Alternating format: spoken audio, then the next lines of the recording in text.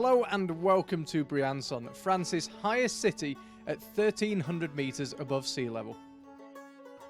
Briançon lies at the confluence of the Durance and Guisan rivers and is home to 11,500 people who, on the whole, are a pretty sporty bunch.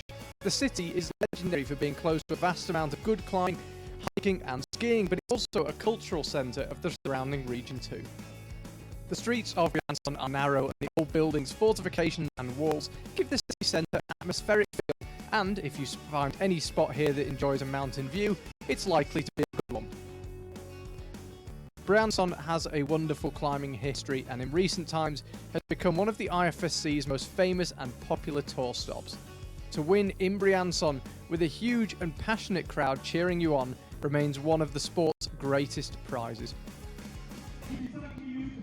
Yes, welcome again to Briançon in the south of France, and what a fabulous evening we have for the final here. The weather forecasters were calling for disaster. Delighted to say that so far they've proved to be wrong. There is quite a strong breeze though, as you might be able to tell from our backdrop, somewhat assaulting us, but Charlie Bosco and Mike Langley here in Briançon, and as I say, a beautiful evening for it. And Mike, you and I were just out in the crowd, and if you haven't been to a World Cup, or you haven't seen on our streams when we look at the crowd, what we normally see is that the crowds slowly filter in, and when people in the surrounding area realise something's happening, they make their way to the venue. Not a bit of that here in Briançon. No, not at all. The organisers here really know how to put on a show, and just everything, the build-up. We've been here for 2 or more hours already. I was here just as they were opening the gate, kids racing to the front with their camping chairs. Everybody here is a climber, and just all of the history of the town around the mountains. Everybody just wants to see a really good show, and there's just the atmosphere is incredible. Absolutely love it. It's brilliant. Yeah, and also we were chatting to some of the route setting team earlier on, and we found out that there's actually a Briançon route style. Yeah, this was a really, really interesting conversation I had with one of the route setters, Jan Zabranek. As a sort of in my mind, I assumed that when you arrive at the wall as a route setter, you just have the holds that you're given and you start crafting your routes. However, he was suggesting that each town on the tour, whether it be Chamonix, Arco, has its own style, and it's so much history with that. And he feels like Briançon has its style. That style is kind of old school crimping, and he says that this is what you're going to see today as well. And it's a really, really fascinating insight into the kind of the mind of the route setter. Okay, well, before we bring you the finals, which are about 4 minutes away, let's have a quick recap of yesterday evening's semi-finals. Under cloudy skies, the semi-finals took place in front of a typically large and knowledgeable Briançon crowd.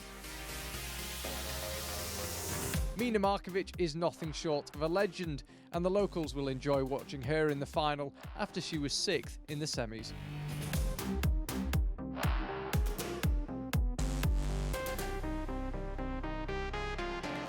Ashima Shireshi is also a legend, albeit a slightly younger one, and she also qualified easily for finals in 5th.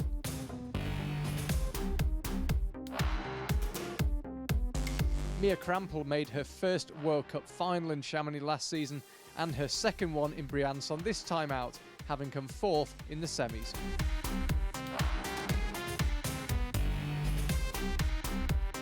After her win in Chamonix a week before Briançon, Jessie Piltz is the form climber in women's lead climbing and cruised into the final in 3rd place. Can she make it back-to-back victories? She's certainly capable of it, but has some very stiff competition.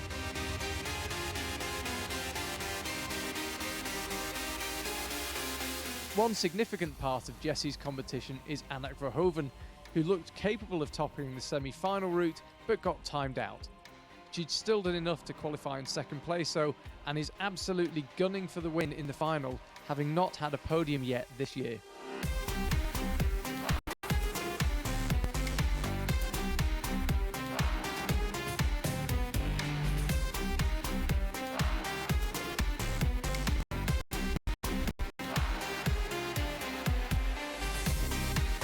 Despite the good form of Jessie and the consistent quality of Annik's performances, Janja Garnbret remains a climber to beat, and she reminded everyone of that in semis by nearly topping the route and going through to finals in 1st place.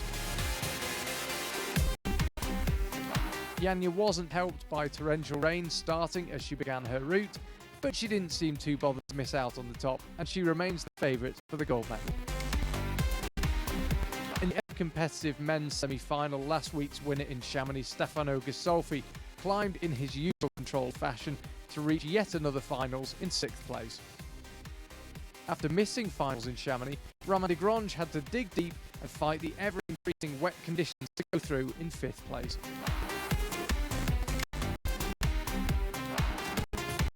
Silver medalist in Chamonix, the ever-impressive Jakob Schubert is clearly out for another medal this weekend and looked in great shape throughout the technical men's route. The steep head wall and a hard bouldery sequence at the top of the route caused issues for all the top athletes. Thomas Johan made the final in front of his home crowd in 3rd.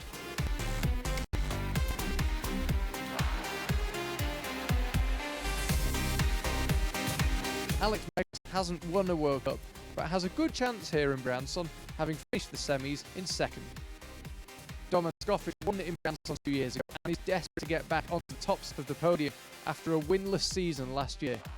He got his bid for a gold medal off to an excellent start by qualifying top in the semis. With perfect timing, heavy rain arrived after the semis, but good weather is forecast for the final. That is the crowd here in Briançon. They're currently being fired up very, very effectively by the local MC. Mike and I were talking about it just 5 minutes ago. The crowd here streaming in early to get their spots. Yeah, just look how many of them are out there, and every single one of them is a fan of what they're about to see climbing. Just fantastic. Just for all families, climbers, non-climbers, everybody's just so revved up for this. Yeah, and it doesn't look like they're going to get wet tonight. Don't want to curse anything. We just saw the highlights of the semi-final, Mike. We just got it done before the rain arrived. Yeah, I think everybody must have had their fingers crossed, really, just going into the semi-finals. The forecast was terrible. The weather ended up being terrible. You know, I've seen rain before, but nothing quite like that, and nothing quite like that whilst the competition goes on. It was very, very lucky ride at the end for Romain Desgrange and Janja Garnbret. Just the way they got through just in time was fantastic. These are the 8 finalists. Apologies yesterday evening, we had to leave the semi-final broadcast without confirmation of Romain Desgrange's place, but he did make it into the final as we believed he had, but we hadn't had it confirmed.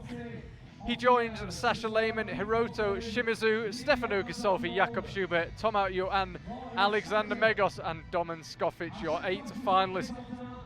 Very interesting looking final. Combination of some young guns. I'm thinking of Sasha Lehmann there with experienced World Cup winners, veterans like Jakob Schubert, Alex Megos, who is yet to convert his extraordinary outdoor climbing career into a World Cup win. So the athlete presentation is beginning to get underway here. Every nationality in the final represented by a flag, as well as the athletes themselves. They do a fabulous job of putting a big show on here in Briançon. We've had all sorts of warm-up for the crowd, including, for those of you who are into your football, might remember the Iceland football team in 2016 had that. What was the name of it? Everyone claps in unison. I just called it, you know, the Iceland thing. The Iceland thing, yeah, exactly. We had the Iceland thing where everyone had to clap in unison. It's fantastic. Yeah, they do a really good job, the organisers here in Briançon. Really, this is what we're here for, though. 8 finalists, as Mike said at the top of the broadcast. Very old school looking routes here. I don't think we'll be seeing any parkour. I don't think we'll be seeing any moves where the climbers face a crowd or any figures of 4 or anything like that. These routes are going to be a fight. Yeah, exactly that. I think, talking to the route setters before, fight was the word that they used a lot. 46 moves in the men's competition. The men will be up first. We saw just under 40 moves, or around 40 moves in the semi-final round. So a couple more moves, got a bit more freedom with the finals. Don't have to have 2 climbers on the wall at the same time. So the route setters have gone for the traditional big snake of moves around the wall. Men will be on the left-hand side on the red route. And you can see it there. That's the scene that is set for us. Just, yeah, Charlie, just saying about the fight on the wall. Just old school indeed. Lots of small holes. There's actually a number of big red volumes, fiberglass volumes. You can see at the bottom of the wall there. And the interesting thing about those is, not only do they have a few little jibs screwed onto the back of them, but they are completely new holds that none of the athletes would have climbed on before. And that's fantastic to see in a World Cup. Yeah, there's been a lot of talk in the past couple of years about setting style, as Romain Desgrange, in front of a home crowd, relieved to make it into the final. As I mentioned last night, was something in the balance. Yeah, with with the improvement of holds in the past few years, we have seen a slight change in setting style, and some people who are not into the new parkour style, I think those people will be happy tonight. Yeah, I think that parkour style has its place. It has its time, especially in bouldering. But even then, there's a big debate to be had. The debate would go on so long. There's no point in having it on the live stream. But I think this season, I think it's slightly different to last season. We're seeing a lot more kind of traditional resistance climbing. That's what we really want to see here today. I think we'll see athletes. Hopefully, the way the show should work is, athletes getting higher and higher up as the evening goes on, and they really start to fight in the head wall.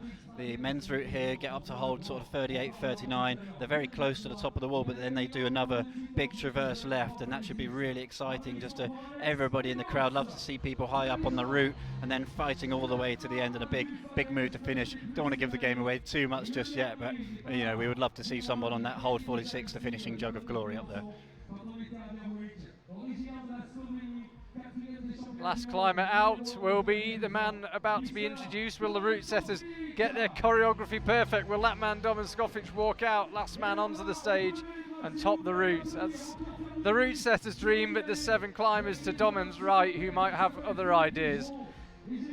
Alex Megosera, I chatted to him as he arrived in isolation. I said, what have you been doing today? Thinking, wow, he's a professional athlete. Maybe he's been taking a nap. Maybe he's been drinking whatever it is that athletes drink, or eating whatever it is athletes drink. But no, he went go-karting. Yeah, I mean, that's one way to prepare. I know that. Apparently Christoph Hanke was the fastest of Team Germany. Good to know that they're keeping it competitive. They're lucky he didn't stove it into one of the barriers and wreck his finals opportunity. But that's Alex Megos in a nutshell. That's the way he deals with the stress. Maybe that's just the way he deals with life, just taking everything one step at a time, have fun, and I think sports psychology on such a big stage with such a big crowd plays a huge part for these guys, and everyone has their own way of dealing with it. I think we see it in climbing and with all sports that everyone's different. Everyone has different ways of doing it. Some people's way of succeeding in a competition is in the lead up to just be 100% focused. The second you wake up till the second you go to bed, you think about what you can do to win that competition. Other people, the best way to deal with it is just go out climbing, try and get fit by having fun on the rock, and see where it gets you. Yeah, like I say, everyone's different, and it's not only just about their mind, but their body as well. Some people like to train a little bit the day before just to get a bit tense, get the muscles working a bit. Some people just like to hit the jacuzzi bath and just chill out. It really is fascinating, and yet in climbing we still don't have the golden way of doing it. Everyone has their own way, and different world champions over the years have been very different. There is the men's route. The men going through their 6-minute observation right now.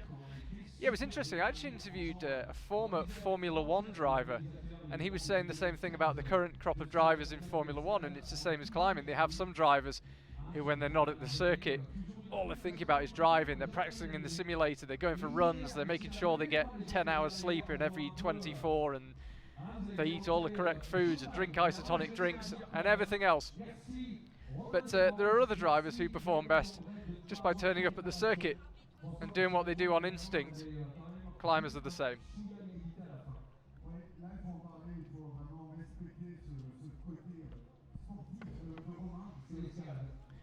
One of the climbers who operates very much, it would seem, on instinct and just having a good time, Alex Megos, we already mentioned him. It's interesting when you look at the guys out there, some of them tend to have binoculars. You see it a lot more in the women's competition. They use the binoculars to read the routes, and these guys just seem to be just happy with what they can see from the ground. I always found, personally, obviously not being in one of these finals, that would be a dream come true, but the binoculars is a really interesting way to do it, because you get a really good close-up of what you can see in terms of the small holds, but you lose a little bit of perspective, and it can be a bit kind of clumsy using them.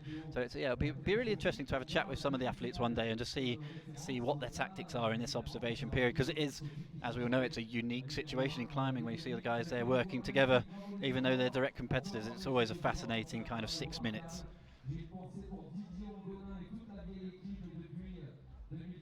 As always, the climbers rehearsing the routes with their arms really helps with the muscle memory when they get to that stage in the route. This is the first time that they would have seen these moves. The routes are on site. They've been in the isolation zone, which is sort of 500 or so meters back from behind the climbing wall here. you guys had a chance to look at the IFSC Facebook page, you can see a bit of an insight into the isolation zone. That's where the guys kind of really prepare themselves. Again, it's really interesting to see the tactics even in the isolation zone, and then they get brought forward up to the field of play and get ready. Yeah, I actually was waiting outside isolation between about 5:30 and 6 o'clock, during which time all the male athletes arrived, and just wanted to grab a word with them all and see how they're all feeling and how their day had been and get a bit of an insight. And Hiro-Shimizu, who doesn't actually speak English, through a translator, we got chatting, and the translator was saying, oh, he's a very athletic guy, and I joked and said, well, can you do a backflip? And he actually did one in the car park outside isolation earlier on today. So expect fireworks from him, Hiro-Shimizu. We don't see that much of him in the World Cups. Not sure if Alex Meadows is doing a backflip in the car park, to be honest. Only if he falls out of his go-kart. Yeah, maybe not intentionally. What was interesting about seeing the Japanese arrive as a unit, really, they seem to have, they've got drivers here, they seem to come straight from the hotel, and their setup seems to be on another level, I think, to a lot of the other teams. Some of the guys just rocked up with a backpack on the back, kind of a bit dusty, a bit kind of covered in chalk and ready for action. But those guys, they turned up, they had the massage table with them, they had a driver, and they come out the car, they got the stimulants going in straight away, get the interview out of the way and get focused. It's really interesting to see the Japanese team here, even if it is a massively reduced Japanese team due to the Asian Continental Championships that's happening at the same time. So it's really interesting. The Japanese team has just got such depth in it that the top 10 team might not be here, but they've got another top 10 team lining up ready to take their place. Yeah, Hiroto's actually never been in a World Cup final before, and as you say, it just shows the depth of the team, that when some of their bigger guns, I'm thinking in the men's side of things, Tomohiro Narasaki, Kokoro Fuji, or thinking about Korea, Hanwoo Kim missing, we get Hiro-Shimizu make it through instead.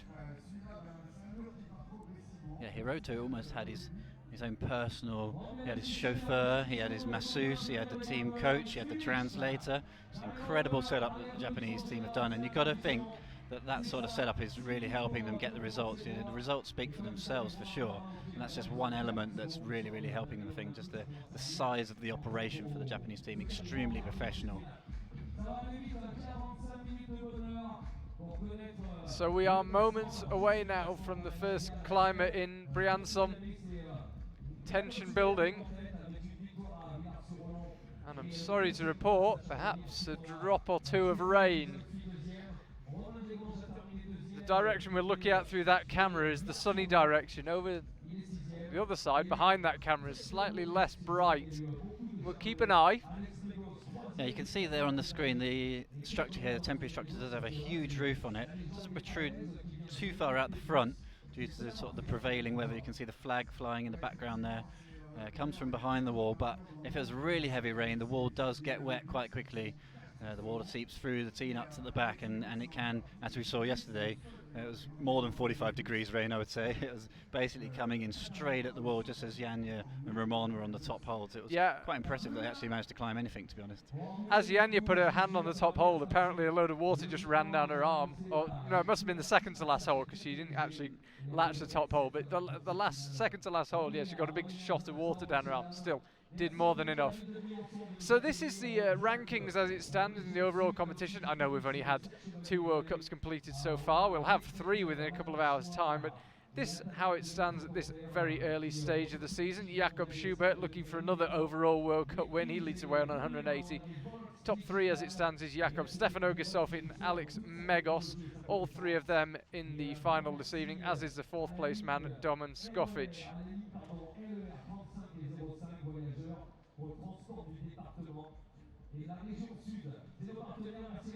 So Sasha Lehmann will climb first. There's some of Team Germany. Christoph Hanke there with the red, it looks like sleeping bags over his legs on the right. He's the new Sebastian Vettel, we're told. We just caught a glimpse there of Basti Halenka. Still finding his way back to form after a series of injury problems. And you can see 1 or 2 umbrellas appearing here in Briançon. It's like any good festival. If you sell umbrellas on the day of the event, you do well. Hopefully this is just going to blow over. There's a few breaks in the cloud above us. Like we say, the wall is relatively water resistant. So fingers crossed. We really want to see a great show here. The routes look good, the athletes look ready, and we just hope it's not a rain stops play situation. We have had that in Briançon before. The final has been cancelled here before. Surely not today. No, disaster was forecast today. Yesterday night when we looked, it just said it was going to hose it down all day, and it's actually turned out to be a very, very nice day. This is the first rain we've had in the town. Hopefully it will blow over. As Mike says, crowd still enjoying themselves. One particularly enthusiastic chap in the middle there, and another one. And the organisers, as I mentioned, done a great job. They had a ska band earlier on. They had a big brass band playing in the middle of the field. It's great fun to go out and mingle with the crowd. It almost seemed a shame to come into our little commentary box rather than just do it in the middle of the field.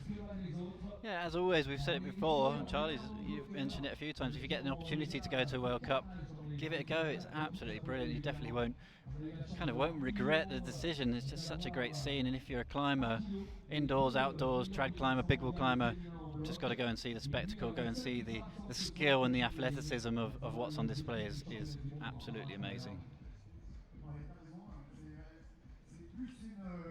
You might be able to hear the venue MCs in the background. The chap talking now, Francois Legrand, knows his onions. Yeah, no slouch in his day. Previous, I'm guessing he was multiple World Cup winner. Don't have the stats in front of me, I wouldn't want to guess, but yeah, an absolute legend on the rock, legend in the competitions, just a legend all round, and somehow always on the microphone in the events in France, and does a great job too.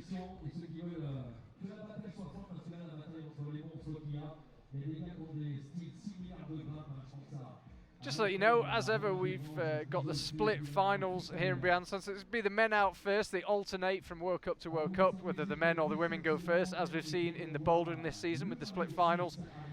Women will be out second after the conclusion of the men's final. Just to run you through their starting list: Noah Art, Mina Markovic, Asima Shiraishi, Mia Krampel, Vita Luke, and Jessie Piltz, Anna Verhoeven, and Janja Garnbret still to come after the conclusion of this men's final. And I believe we're ready for our first climber. Sasha Lehmann, still very much in the young and promising category, but he's been taking part in the World Cups for 3 years now and really beginning to translate it into consistently good performances. This is his second final in a row. He was in the final in Chamonix a week ago, finished 8th there. Interesting, an athlete like that, when they make a finals, usually when you make your first finals, at that stage you just go out there and just, you've done your best to get through to the finals and just go out there and enjoy yourself. But I think now that he's had a finals, he's had an 8th place, I think he'll be looking to better that today. Yeah, he did actually make his first ever finals appearance here in Briançon in 2016, but as you say, he's gone from occasionally making finals and looking pretty strong in the qualifiers and the semis to, it would seem, consistently being at the top end of semi-finals and making finals. So it's a different mindset. You're in a different place. You're no longer the up-and-comer that people might not necessarily worry about too much. Sasha Lehmann becoming a real contender. First opportunity to have a look at these red volumes, so red fiberglass holes with some small screw-on screwed onto them. Usually well ticked marked. The route setters put the white stripes of chalk on there, just a bit of a guidance, make sure the competition is fair for everybody, assuming the tick mark doesn't rub off. There would be a slightly dirty tactic from somebody to get their brush out halfway up the route and rub them all off. They can kind of deteriorate over the round, but usually they're very well striped. So Sasha underway on these big red volumes. There aren't many big volumes or big holds for the rest of this route. Most of it is just tiny crimps. Yeah, absolutely agree. After that first initial section, just a bit of resistance on the arms, especially in the forearms on the open-handed volumes, into the steeper section of all 50 degrees overhanging, and the really, really hard section just kicks off right here, and it's from here on out, it's all go.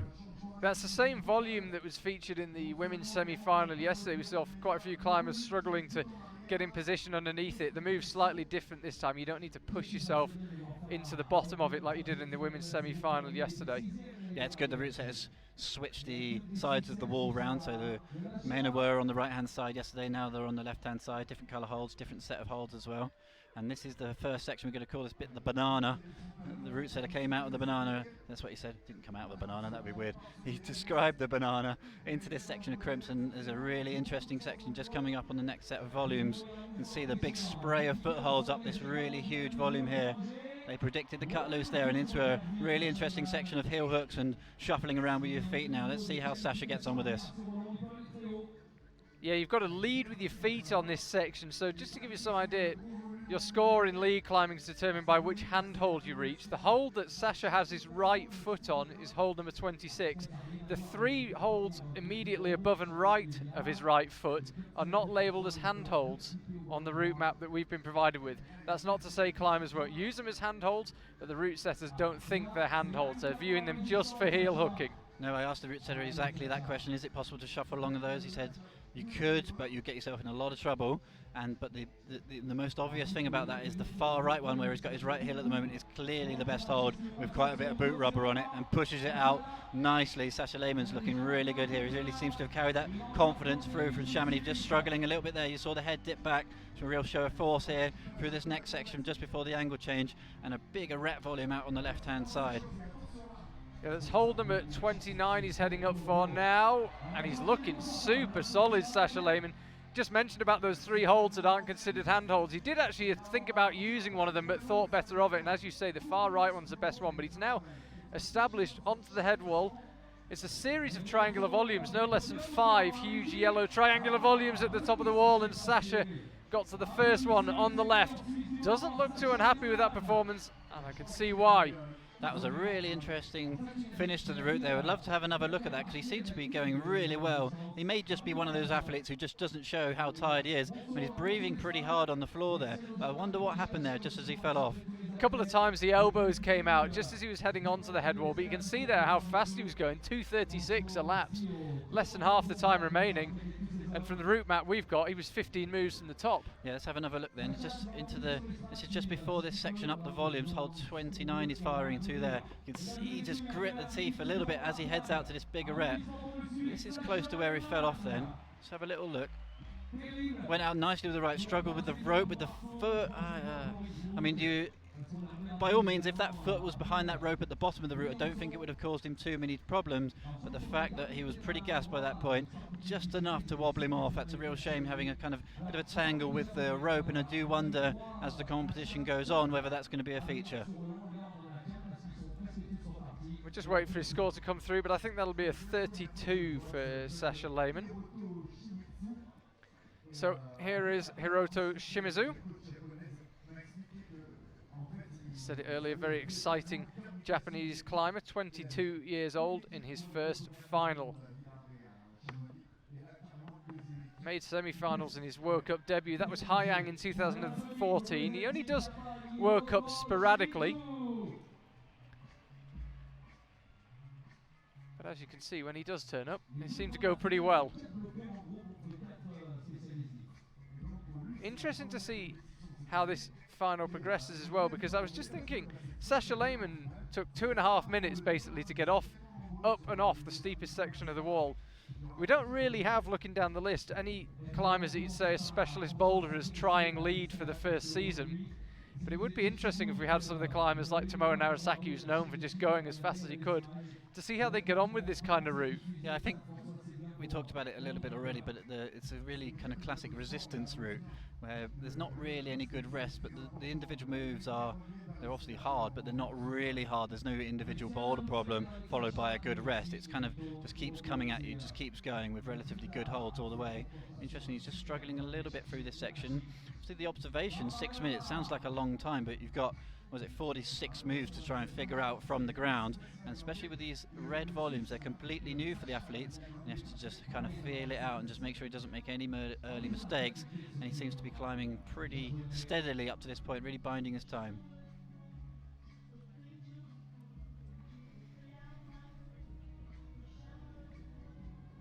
Yeah, it is a resistance route, it's a fight, as Mike says. No especially hard moves, no boulder problems, stuck in the middle of a lead route. And that does tee it up nicely because the 6 climbers still to come. Stefano Ghisolf, Roman de Grange, Jakob Schubert, Tomasz Joann, Alex Megos and Domen Skofic, all known more for their lead climbing than anything else. So a route perfectly suited to those guys. Hiroto cuts loose. Pretty nonchalantly campusing his way up through that yellow volume. Yeah, these days campus moves on routes are quite common. We saw that, I think it's 2 campus moves really on the women's route yesterday. It's men's opportunity to take the feet away. This wall is so steep here, so it really does lend itself to those moves. Route setters like to put on a bit of a show with the moves, not necessarily really hard, but it's a good one to watch. Always impressive to see someone campusing around with no feet. Looking very calm indeed. Yeah, much slower up to this point. This is going to be interesting, like you said, Charlie. Lots of different styles of climber, but more traditional route climbers still to come. And just seeing here that it seems to be there is opportunities to rest more so than what Sasha Lehmann showed us.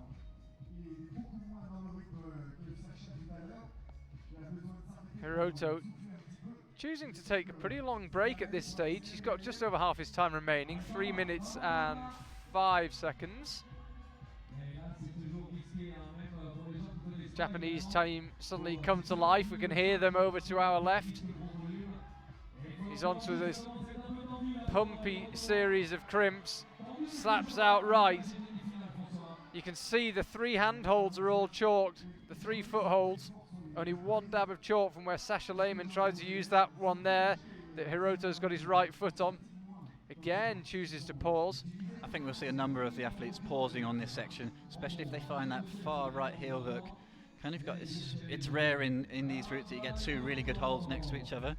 You know, they're not good holds for the average climber, but for these guys they're pretty good. The angle just in terms of the handholds just eases off a little bit so they can get a bit of weight on the feet. Nice little, it looked like he was going to go for a little bicycle on the right hand side there, just taking the opportunity, but he has kind of sailed past the clip a little bit. Be interesting to see what his method is getting this clip now. Has to go back for it.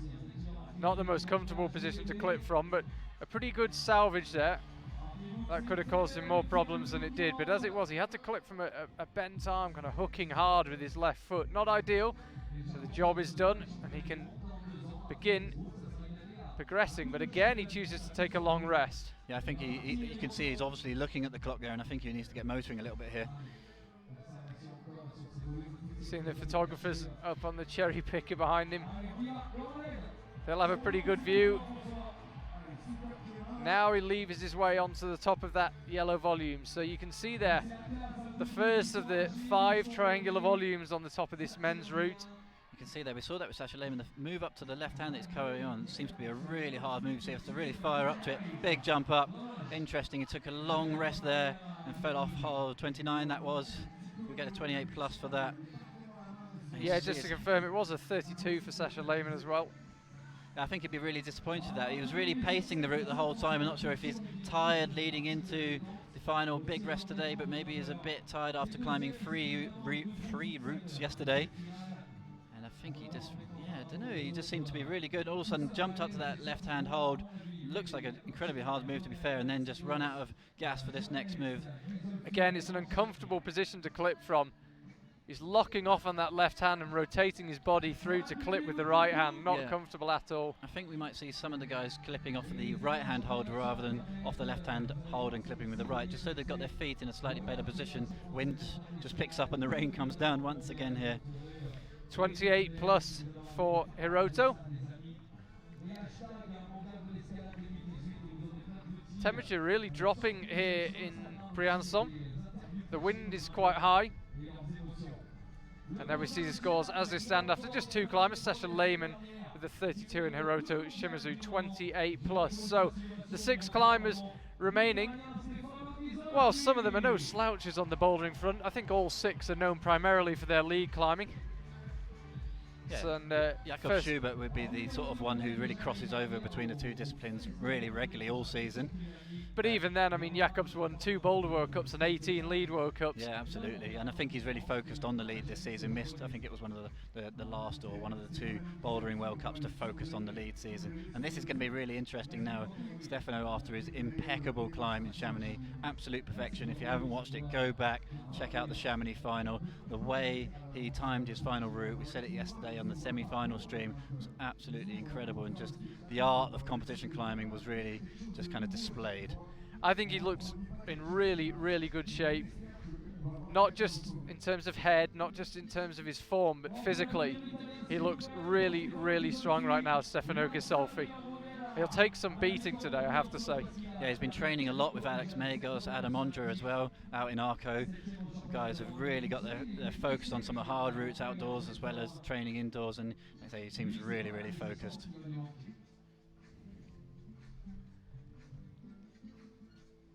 What's the oft-repeated phrase that you become an amalgamation of the 5 people you spend most time with? I think if you become an amalgamation of Alex Megos, Adam Ondra, a few other of their ilk, you'd have a pretty handy climber on your hands. Former resident of Turin, now living in Arco, where we will be in just 1 week's time, and the move seems to have really worked for Stefano. He's been living in Arco a couple of years now, seems very happy and at home there. Winter has been very successful, training has been going well.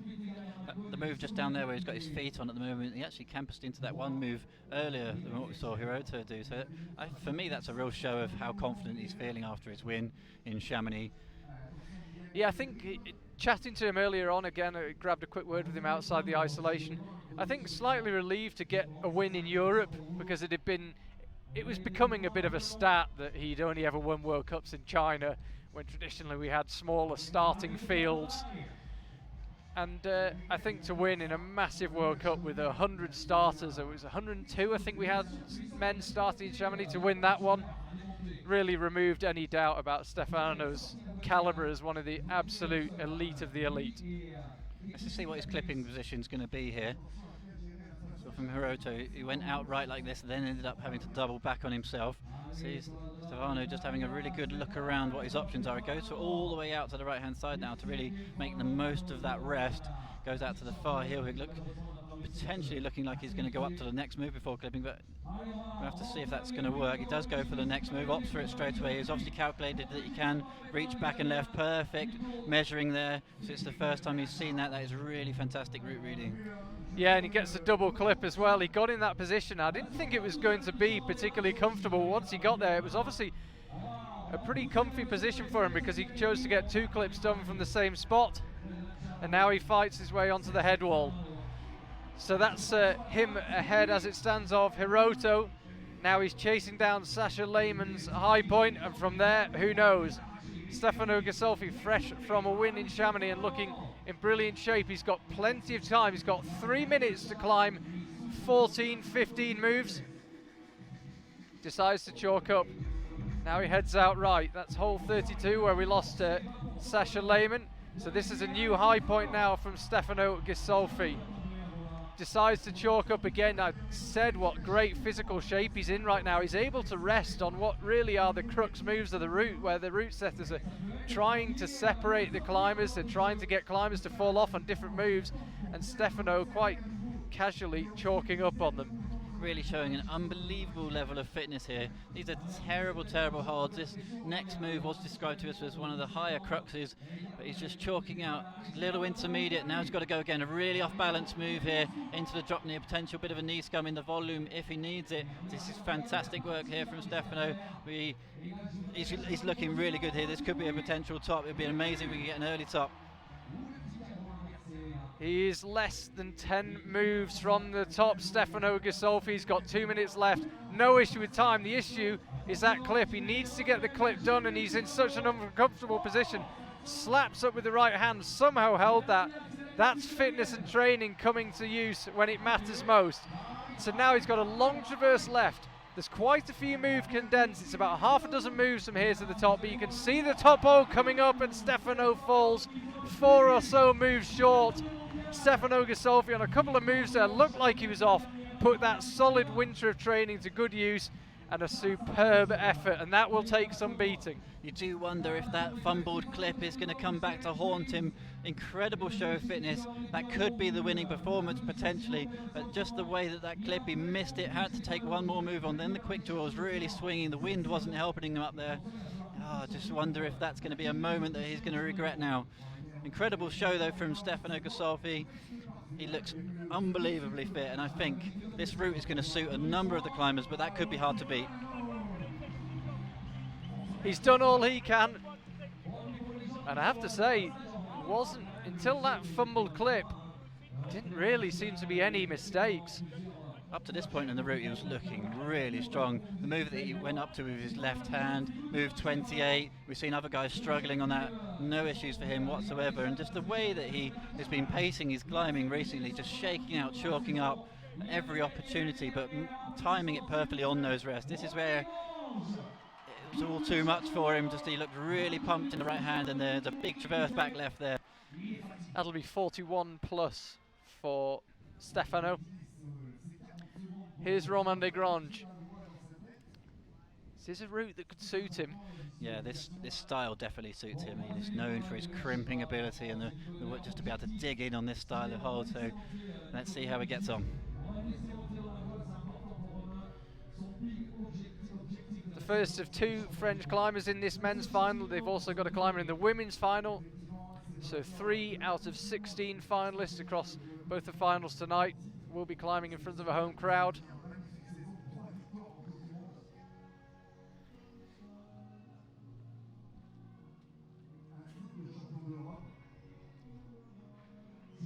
So does Romain Desgranges have what it takes then to get past Stefano Ghisolf, and how will he deal with this huge French crowd in here? What do you think, Charlie? Do you think that's going to, you've known him a long time, many comps.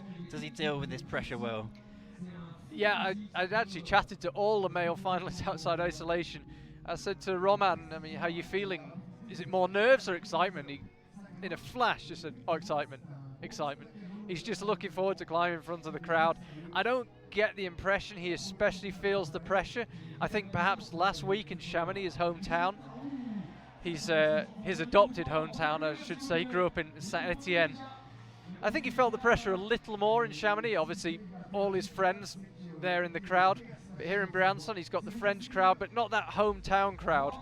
And I think he's just very, very excited about climbing here.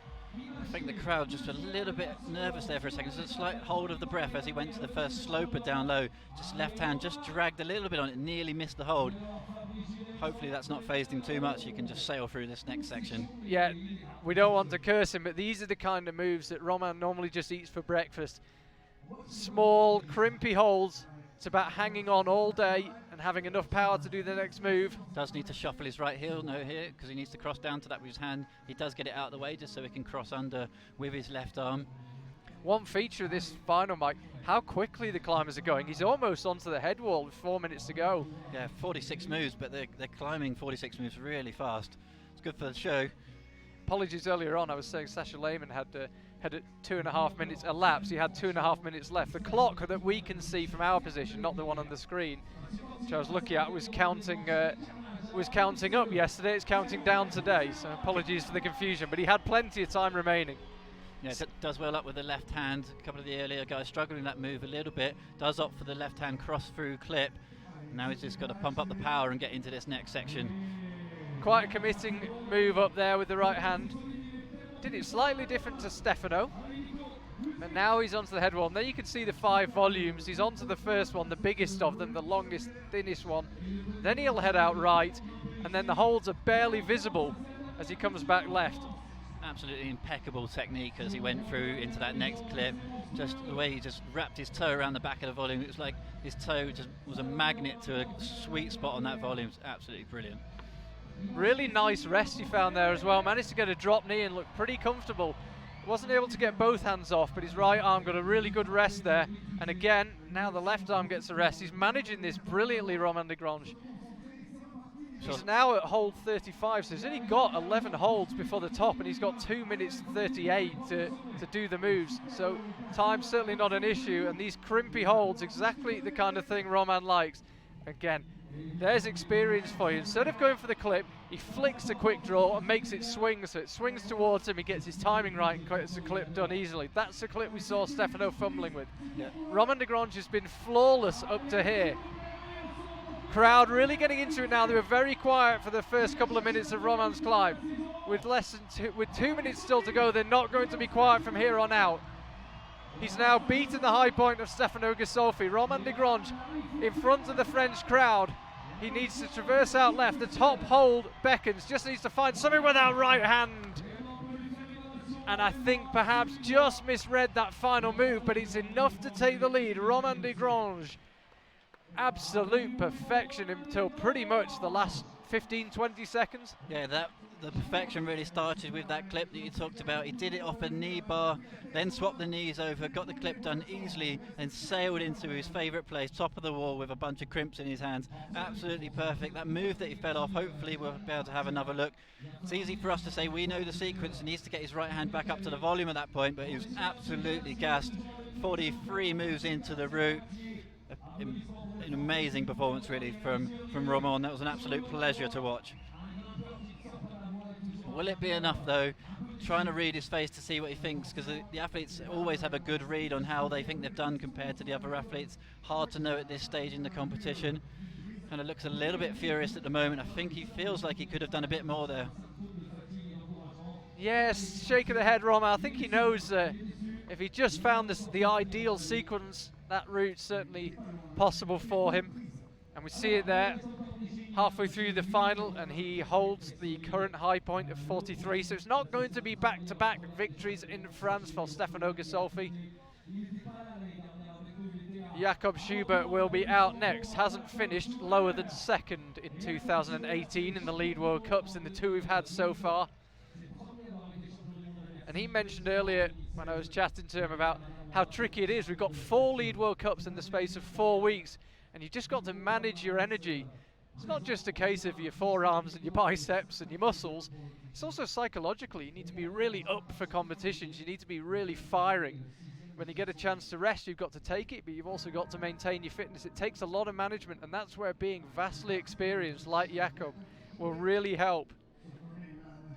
It's certainly been working for him so far. Yeah, it's always interesting. You've got to train in between the events as well. You've got to find the facilities, and that's where your team really comes in.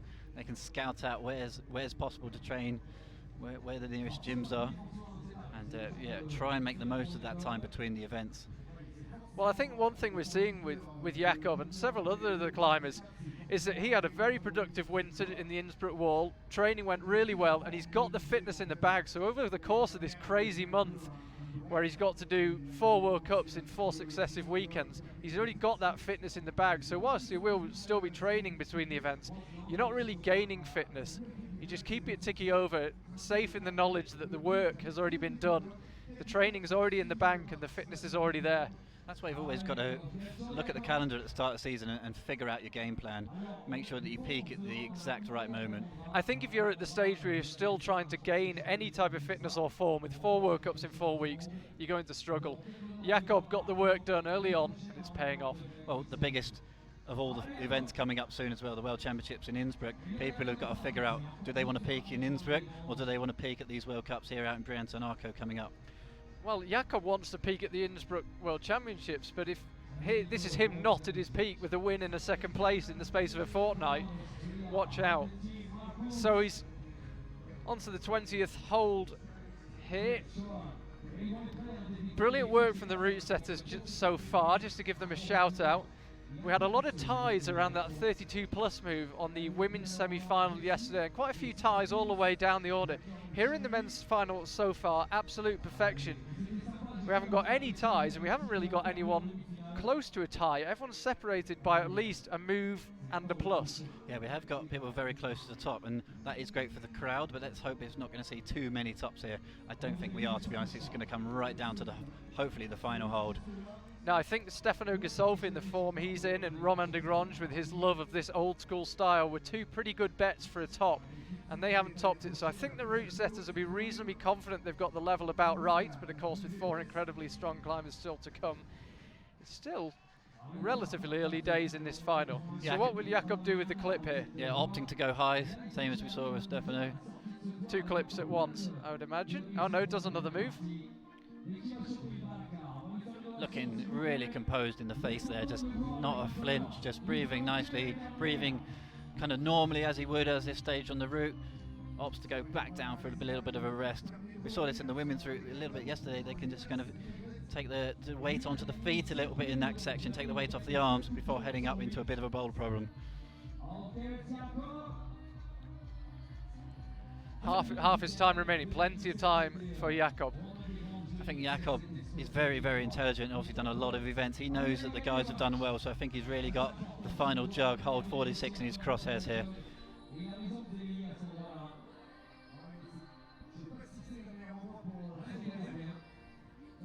Choosing to take a long pause here, as so often I'm reluctant to call it a rest. They are terrible holds. We were provided with a route map, and all the holds are numbered, and you have to look really closely and go, oh yeah, there is a hold.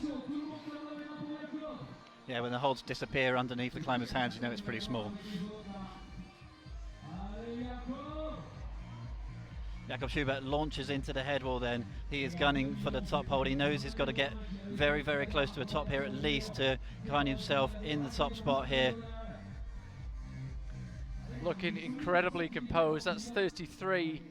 So he's now surpassed Sasha and Hiroto, and he's heading towards Stefano's mark of 41 plus, and then in the crosshairs Romain de Grange at 43, and after that there ain't much left until the top.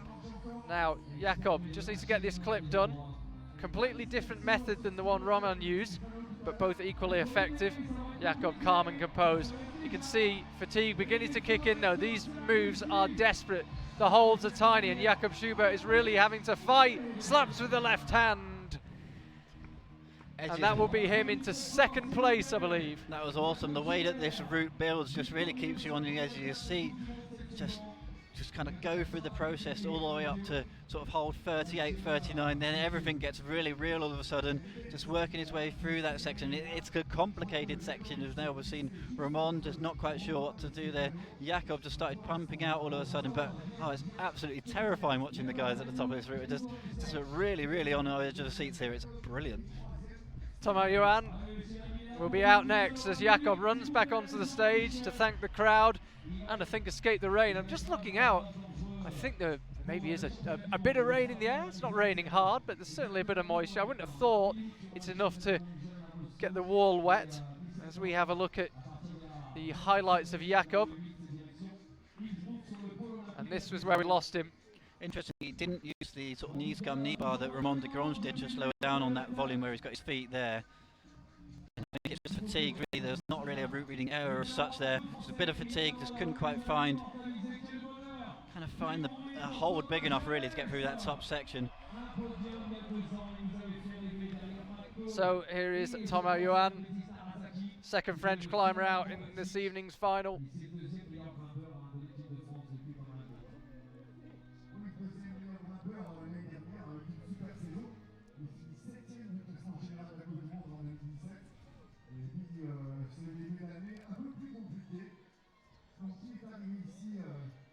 Yeah, that did put Jakob Schubert into second place. So he was slapping for the hold that Romain de Grange latched. Such are the margins in lead World Cups. So, Thomas, a bit like Sasha Lehmann, still feels like a slight young up-and-comer, but he's actually been climbing the World Cups for 6 years now. Chamonix 2012, he made his debut, 24 years old.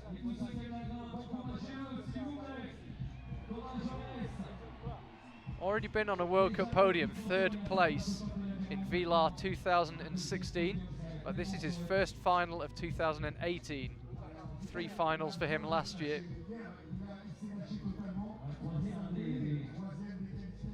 Looked really strong in the semi-final yesterday. Yeah, did really well in the semi-final. I think the route suited him really well, and this route seems to be suiting him at the moment. Potentially, like you say, he's very experienced, but maybe not on such a big stage with amongst such amazing athletes. And I To me, he looks a little bit nervous, but maybe that's just his style. I think being from France as well, with however many hundreds of people are out there, maybe 1,000 or so in the crowd, who wouldn't be nervous?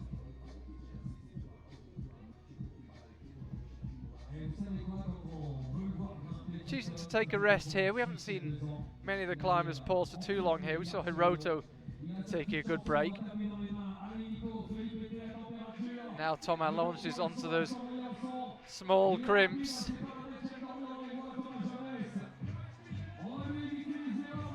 Tomirana's launching outright. Chooses to clip from what looks an extremely uncomfortable position. Yeah, you can just see him thinking a lot here. You see him struggling slightly, just looking for all of his options and just shaking a little bit. Just shows he's a little bit uncomfortable. Opts to go up with the left heel. He's going to have to spin that around now to get up to his heel on the far right-hand side of the volume. Opting to find it. He does find a really good rest in that position though, and I think he needs it. Yeah, looks like he just needs to settle back into the route, Thomas. Suddenly looking composed again. So he's got a pretty big committing move here. Get the clip done first, so that's one less thing to think about. Slightly fumbles it.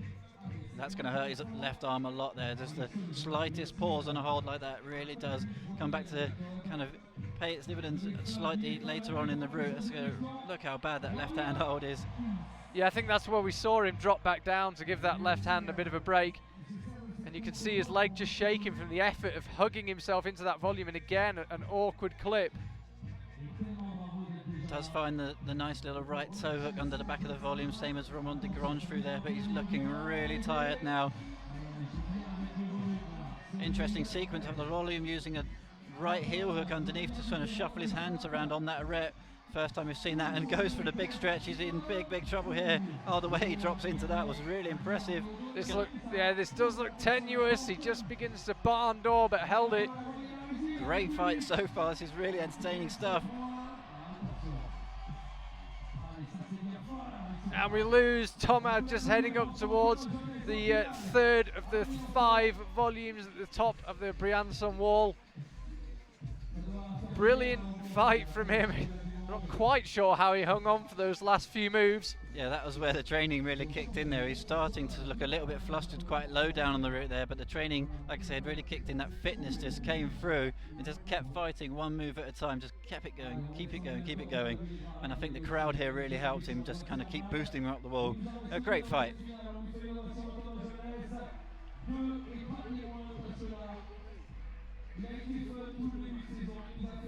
Let's have another look at the lower down section. This kind of problem, this boulder problem looks impressive, not really causing anybody any issues, that section though. Tough one psychologically there. You've really got to commit quite low down on the route. Yeah, I think if you're not confident, then you just delay maybe 1-2 seconds, and that can cause you issues later on. That pump starts to build up, and this is where it all went wrong. Unfortunately, he was absolutely gassed by that point, and really had to work really hard to release the left foot off the volume. There's a huge stretch out with his arm. His feet were all kind of in the wrong spot realistically.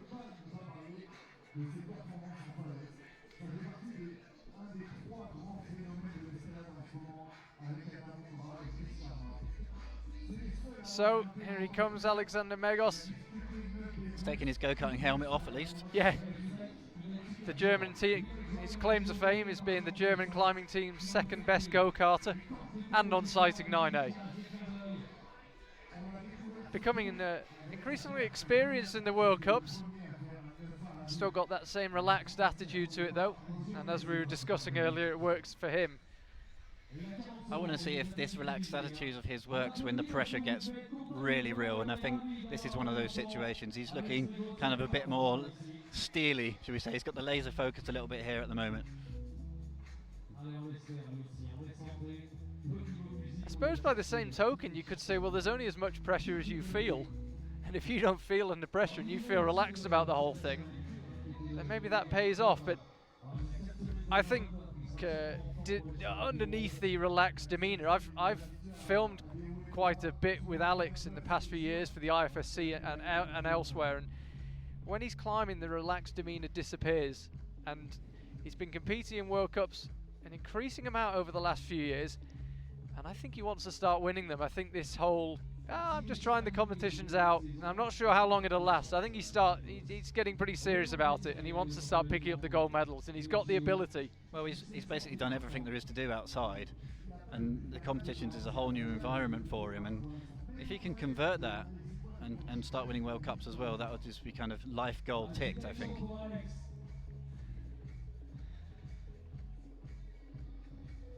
Third in Chamonix. Last time out, just a week ago, he's been down in Seouz with Jerne Kruder and Hannes Puman and one or two others over the past few days since the Chamonix competition. That style in Seouz would really help here as well. I think that kind of converts quite well. A lot of times outdoor climbing doesn't convert to these competitions very well at all, but that style, a few more pockets in Seouz than you find on this wall, but they're just kind of old school, a bit crimpy, kind of technical. I think it works well, so it's not necessarily a bad idea to go and do a bit of rock climbing between the two events.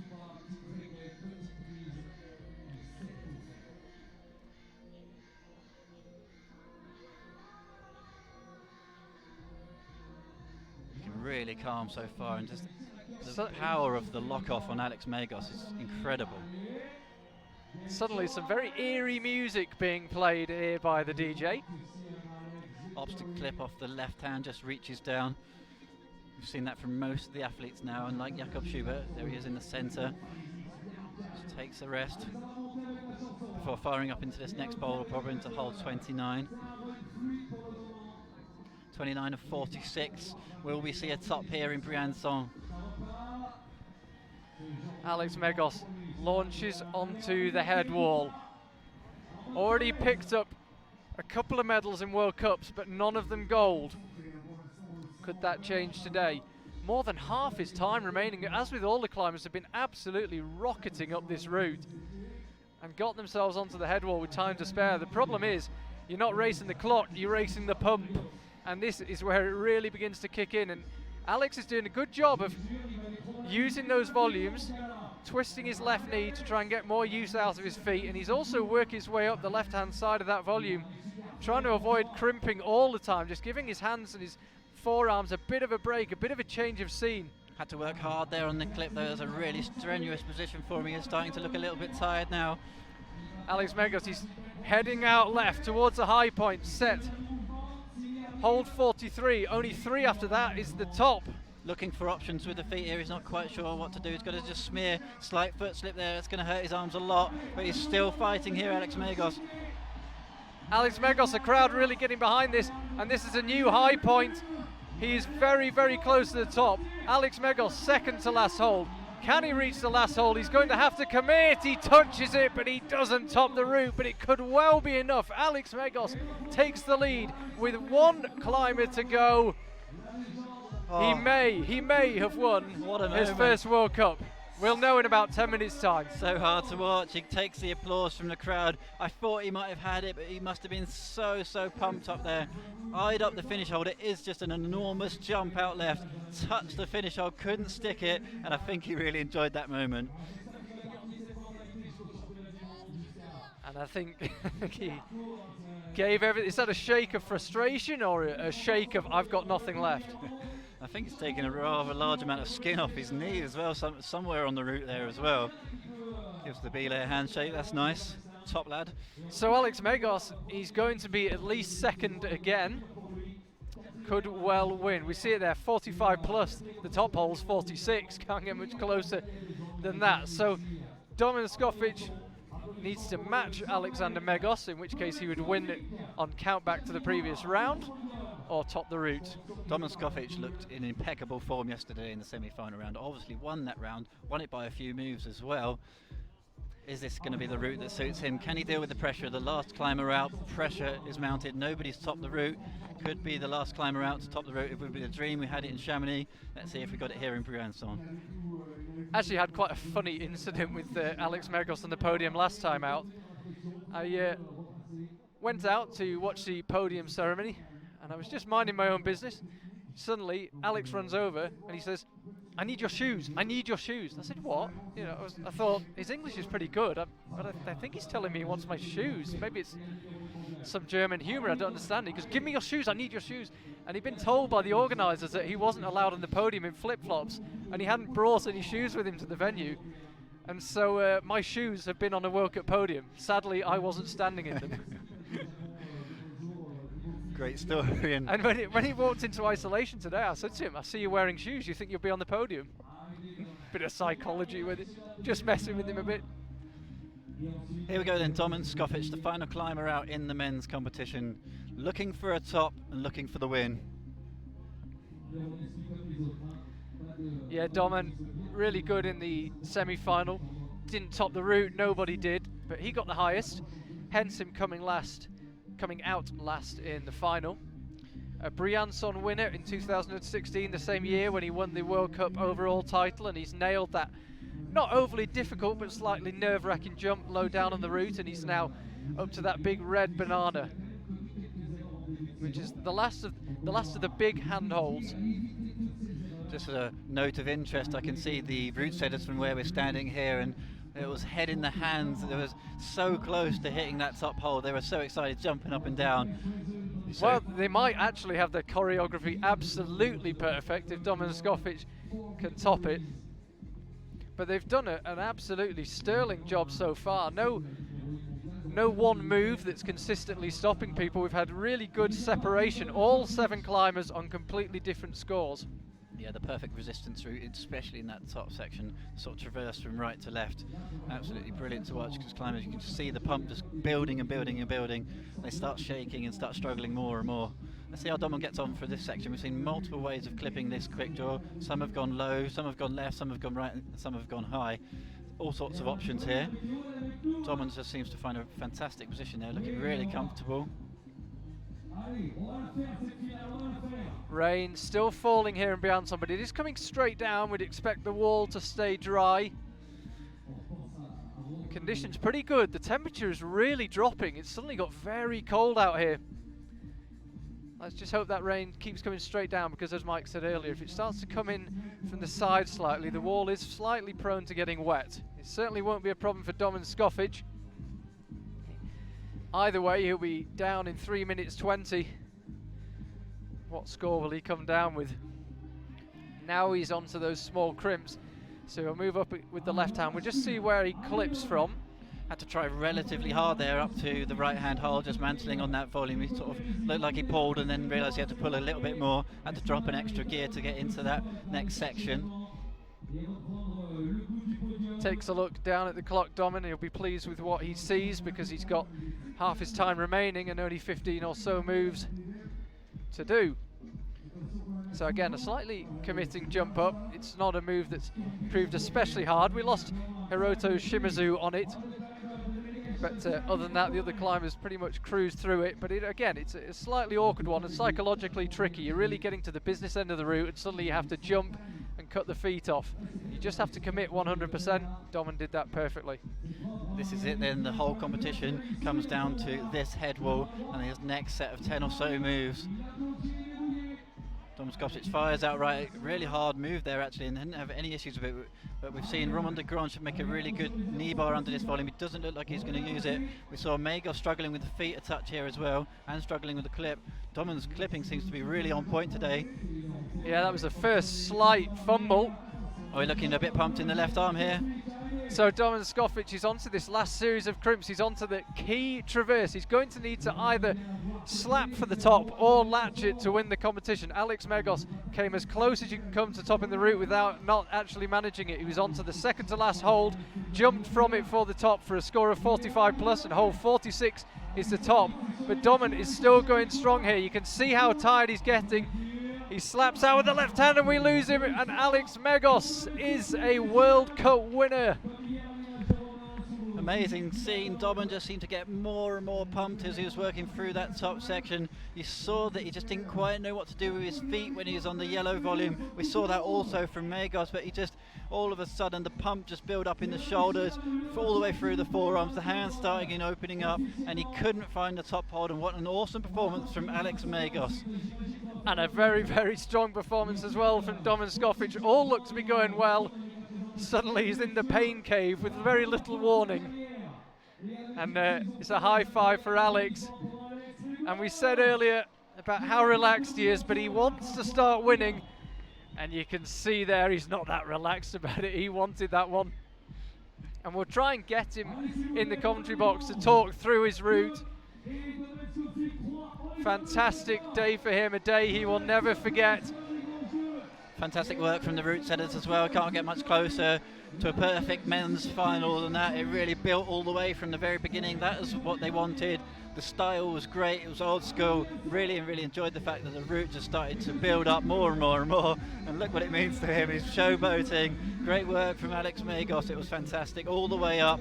And it was a pure fitness route in the end. And he showed that fitness he has on the rock has converted perfectly here in Briançon. He's found the perfect route for him, really. And just the way that he built it up. There's the podium, the mini ceremony for these guys, and they put on a really good show. Domen Skofic comes down still breathing hard.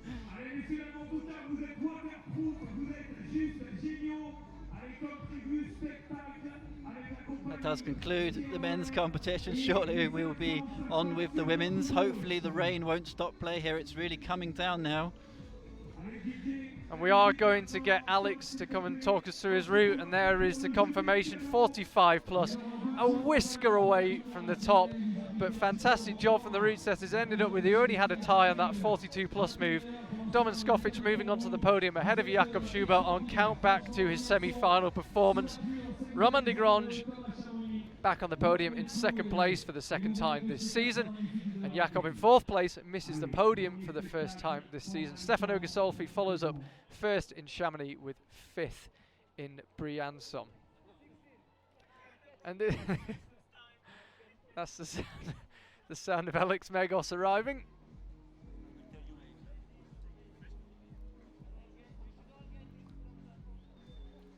Alex, good job, man. World Cup winner. Awesome, isn't it? Go-karting must be the perfect preparation. I guess so, huh? That warmed me up, yeah? The forearms. Before you came out, did you feel a slight pressure? You've been doing more and more World Cups and a couple of podiums. Were you beginning to think, I'd really like to win one of these? You mean by more and more World Cups 3 and by podiums 1? 2, well, last year, yeah, okay. No, not really, to be honest. I mean, I'm still enjoying it as the first competition, you know. I don't really feel that much pressure. I'm just here to enjoy my time, and I know that any of the other athletes could have won as well, so it's always a bit of a game and a bit of a gamble. So I mean, that's, you know, the price you pay if you enter competition, so I just try to enjoy it. Okay, I believe we can see a replay of your climb, if you wouldn't mind talking us through it on our monitor down here. All right. Would be good to see what I did. I've got no idea what I did. When you were reading the route from below, what were your initial impressions? I think, well, I thought it's quite suited my style, at least the upper half, because it was more basic style. There was not as many new school volumes and holds as there is nowadays in the comps mostly.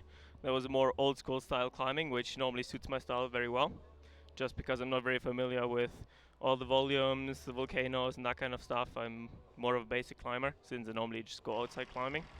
So you know, when I looked up, I thought, oh, this could suit my style really well, and the top section was crimpy and you couldn't really see what to do actually, so I thought I'll just, you know, go with the flow and try to figure it out on the way, and it worked out quite well, I would say. Yeah. Yeah, you climbed pretty quickly. Surprisingly, huh? Yeah. A bit of a minus point over there for using my knee, but I guess you kind of have to sacrifice sometimes if you want to win, huh? Yeah, we saw you come down missing some skin on your knee. I know, it's bad style, I have to admit. Is that where it came from? Yeah, I think that's where it came from, yeah. Desperately tried to rest. Did you even notice at the time you cut your knee? No, not really. In the moment? It's just in the moment. You don't really notice anything. You just vaguely hear people shouting behind, but that's kind of it. This section, to be honest, I was a bit scared of, just because I don't really like heel hooks, and there was already 3 to choose from, and I knew all of them won't be very good, so this was a not very nice section for me. That that felt a bit weird, to be honest, just because with my calves you can't really pull with your legs, so you've got a bit of a disadvantage there. We saw some of the climbers pausing on the heel hooks. You didn't like them, you just wanted to carry on. I just wanted to carry on. I knew that I could rest much better than before, just because I had 2 crimps in my hand and I was standing on the ledge, you know. I mean, it's pretty much the biggest foothold there is, isn't there? And this move up onto the head wall, yeah, it's kind of the last kind of big committing jump. Do you feel pretty confident once you had that done? I felt very confident before that because I knew the hold, since it was on the warm-up wall in isolation.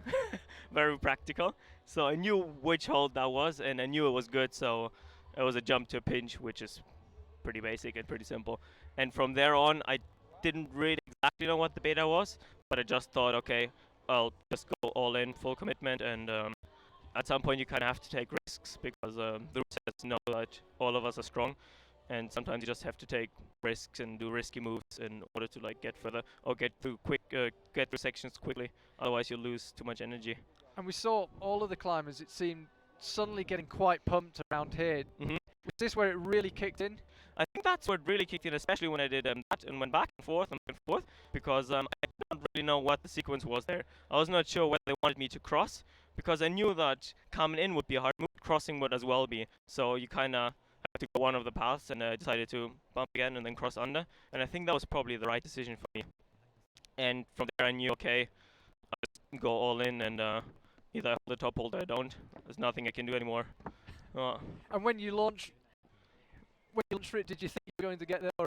I knew I was going to touch it. I knew I was going to touch it, but I was not sure. You couldn't really see how much in-cut it is. So if it would have been really in-cut, you might have just stuck it. But it was actually a bit of a slopey edge. It looks quite a good hole from the It's a good hold, yeah. But if you're pumped like a whale, you can't hold anything anymore.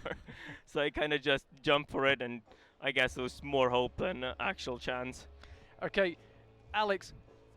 Yeah, Alex. Fantastic job. You are now a World Cup winner. You can add it to your very long list of achievements. Thank you. And for you guys watching at home, we've got a slight break until the women's final. They're not actually going to be presented and start observing for about 20 minutes at 9 o'clock.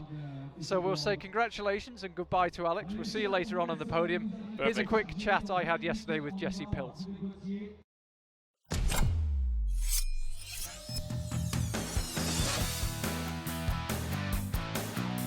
Well, I'm here at the warm-up area behind the Briançon competition wall with World Cup winner Jessie Pilz. Are you getting used to that yet? No, not really. Does it feel different being here in Briançon? Has your mentality changed? Do you feel a bit less pressure? How does it feel to be a World Cup winner? I thought I could climb more relaxed, but every competition starts from the beginning, and so you have to get through the qualification safely. And yeah, so I was nervous as always. And we just saw you were the first top of women's qualification Route 1. It seems like you're in the best form of your life right now. I think there's still some improvements to find. Yeah. And where can you find them, and what are they? Yeah, I think after the 4 World Cups, I have 1 more month to train for the World Championships, and I will try to improve. Everyone watching thinks that you're super strong right now, you're really fit. What do you feel you can improve? Where is the improvement? I think I can improve on maximum power and on dynamic moves to do them faster and not hesitate too much. And here in Briançon, do you have any hopes? You put yourself under any pressure, or just enjoy it as usual? Yeah, just try to enjoy and climb as high as I can. All right, well, best of luck. And again, congratulations for last week. Thanks. So Mike, welcome back to the commentary box. We've just seen Alex Megos go off, and he just said, that was on my bucket list. I wanted to win a World Cup. Fantastic moment. Yeah, fantastic achievement, and really well deserved. I think he was the best climber at the end of the day. Best climber at the end of the day wins. It's perfect. Perfect men's final. Absolutely brilliant.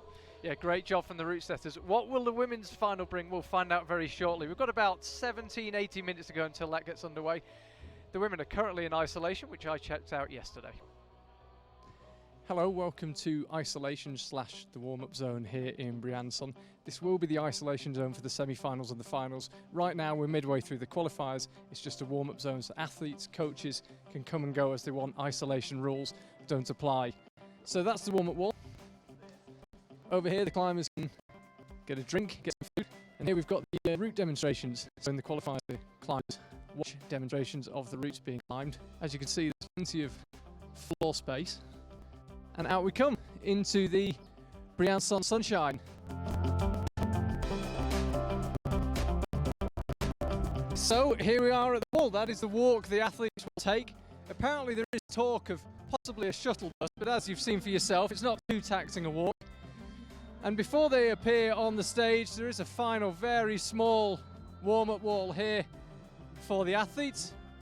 This wall gets a bit of sun, but fortunately the competition wall stays in the shade.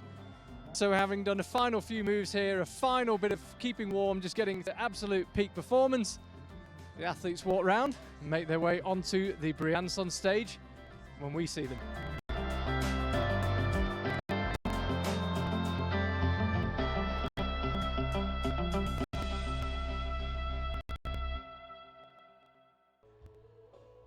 So we're about 15 minutes away from the start of the women's presentation, which will then be followed by observation and then the women's final. So grab a drink, come back in about 15 minutes and we'll speak to you then.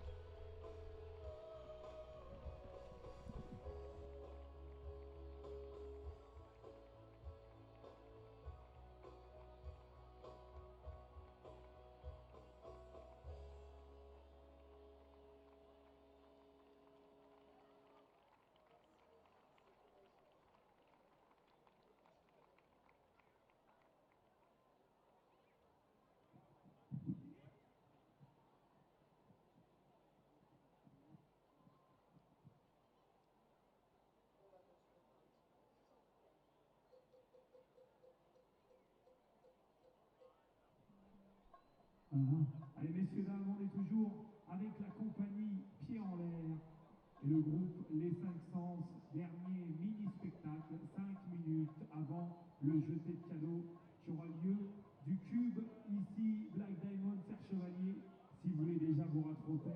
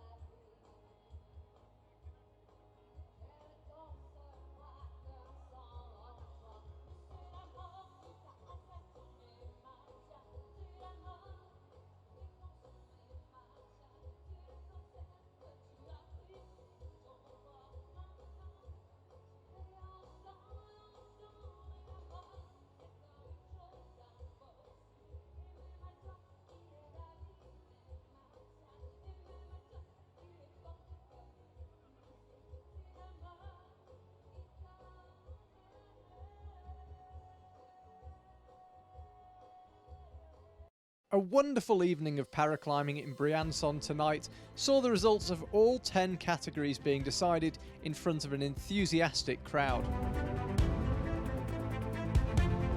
Out first were the B2 women, and Abigail Robinson took the win in perfect style, topping the route when nobody else could. In men's AU2, Matt Phillips was rewarded for his committed and dynamic climbing with a World Cup win.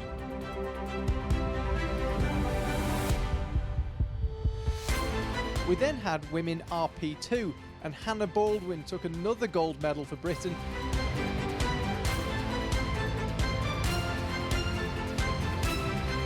Men's RP1 saw Corbinian Frank put in an incredibly battling performance and claim a gold medal in return.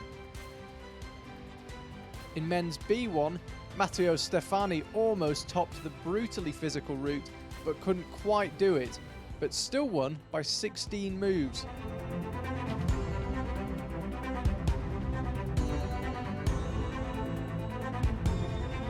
Men's B2 saw Giulio Cevanini win by the narrowest of margins, 21 to his compatriot Simone Salvagnini's 20 plus.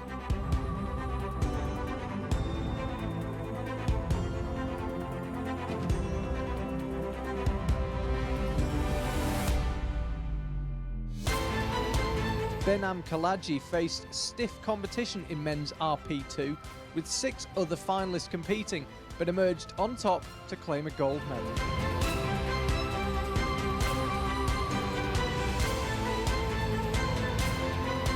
In men's AL2, Thierry Delarue was not to be denied and took gold in front of his home crowd.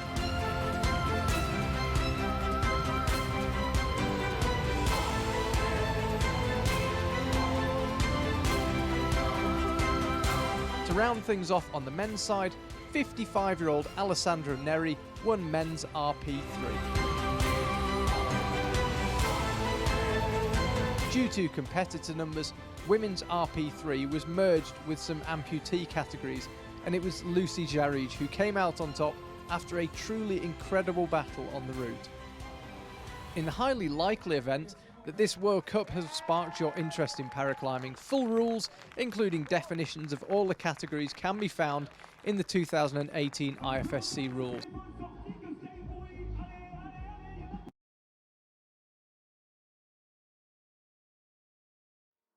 Under cloudy skies, the semi-finals took place in front of a typically large and knowledgeable Briançon crowd. Mina Markovic is nothing short of a legend, and the locals will enjoy watching her in the final after she was 6th in the semis.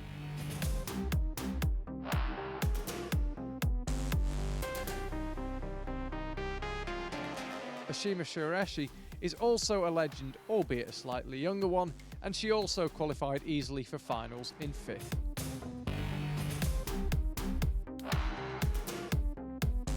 Mia Krampel made her first World Cup final in Chamonix last season and her second one in Briançon this time out, having come 4th in the semis.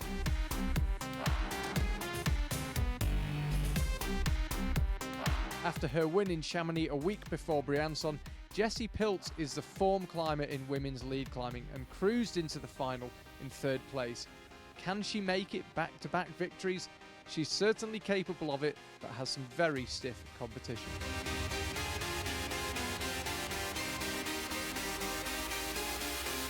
One significant part of Jessie's competition is Annika Verhoeven, who looked capable of topping the semi-final route but got timed out.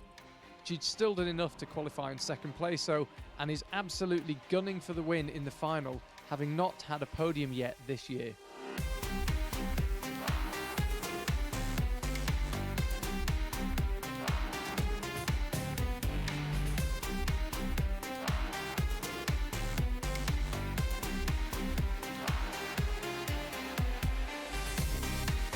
Despite the good form of Jessie and the consistent quality of Anak's performances, Janja Garnbret remains a climber to beat, and she reminded everyone of that in semis by nearly topping the route and going through to finals in 1st place. Janja wasn't helped by torrential rain starting as she began her route, but she didn't seem too bothered to miss out on the top, and she remains the favourite for the gold medal. In the ever-competitive men's semi-final, last week's winner in Chamonix, Stefano Ghisolf, climbed in his usual controlled fashion to reach yet another finals in 6th place. After missing finals in Chamonix, Romain Desgrange had to dig deep and fight the ever-increasing wet conditions to go through in 5th place.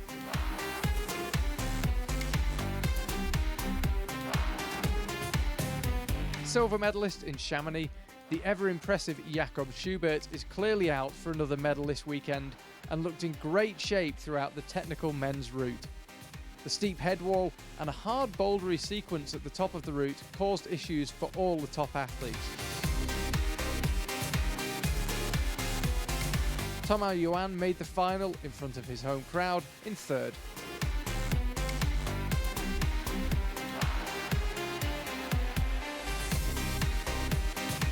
Alex Megos hasn't won a World Cup, but has a good chance here in Briançon, having finished the semis in 2nd. Domen Skofic won in Briançon 2 years ago and is desperate to get back onto the top step of the podium after a winless season last year. He got his bid for a gold medal off to an excellent start by qualifying top in the semis. With perfect timing, heavy rain arrived after the semis, but good weather is forecast for the final.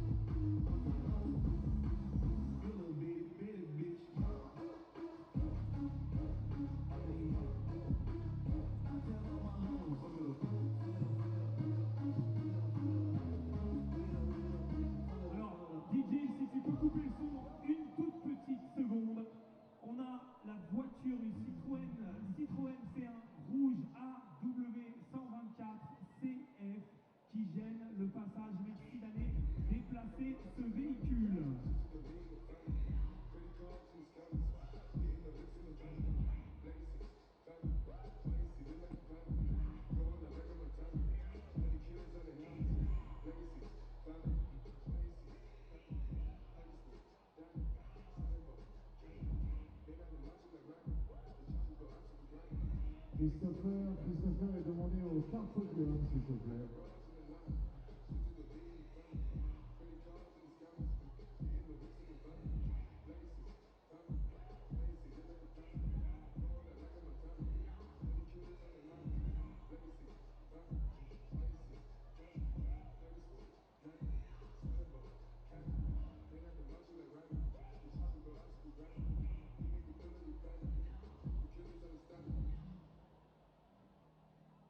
Allez, 1 minute, messieurs, dames, avant ce clapping pour accueillir les 8 finalistes, dames.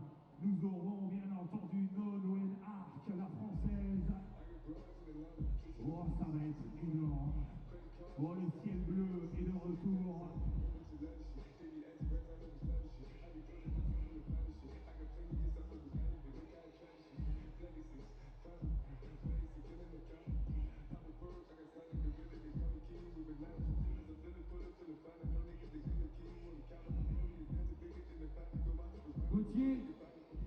Nico, baisse le son un petit peu, il y a une petite fille qui a été perdue dans le public, messieurs, dames. Alors comment elle s'appelle? Georgia. Georgia, si tu nous entends, lève les bras, Georgia, et la maman, elle est vers le bloc Serge Chevalier. Essayez de... Comment l'habiller, Georgia? Un blouson noir avec des étoiles. Regardez autour de vous, messieurs, dames, blouson noir avec des étoiles. Si vous trouvez la petite Georgia, levez les bras et on vient vers vous. Allez là, ça a bougé un petit peu quand il y a eu les cadeaux. Et puis après, Gauthier nous envoie un clapping. Parce que messieurs, dames, quand on regarde le ciel, il ne pleuvra plus ce soir. Maintenant, vous êtes tranquilles et à l'abri. Ça, c'est la touche Philippe Ligereau. Et dans un instant, on va rentrer comme avec les garçons, pareil avec les filles. Vous les regardez, vous les applaudissez.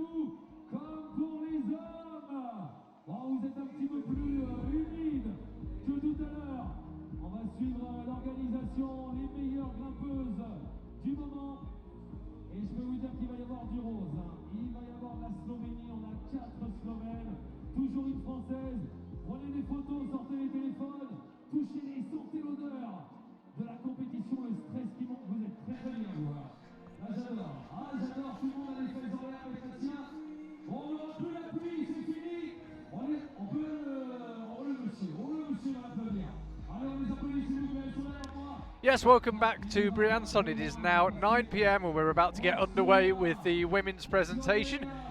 Crowd have been enjoying themselves. We had another, what might refer to as the Iceland thing, the clapping in unison. Fantastic to watch. And I think one or two beers were consumed in the last 20 minutes or so, and we're about to get underway. Route setters did a great job in the men's final. We've just seen Alex Megos claim his first ever gold medal, and we're waiting for the appearance of the female climbers, and there they are making their way through the crowd. Great scenes here in Briançon all the way through the evening. Lots of the crowd here. Got here 2 hours before the event. Just absolutely die-hard fans. They've been treated to a great show so far.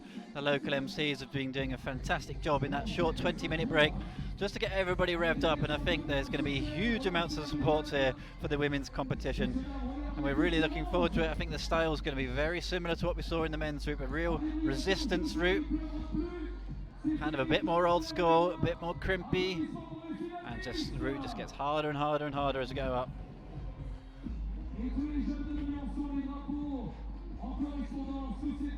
You can see there in the pink jackets, 4 of the 8 female finalists are Slovenian. They had a wonderful day in the semi-finals, wonderful evening yesterday. There was 5 female semi-finalists from Slovenia, and 4 of them made it into the final. Mina Markovic, Mia Krampel, Vita Lucan, and that lady closest to the camera, Janja Garnbret. She was beaten a week ago in Chamonix, which doesn't happen very often. Looking to get back on the top step of the podium. Nolwenn Arc, she'll be the first climber out. She's the only French climber in today's women's final. Have plenty of support.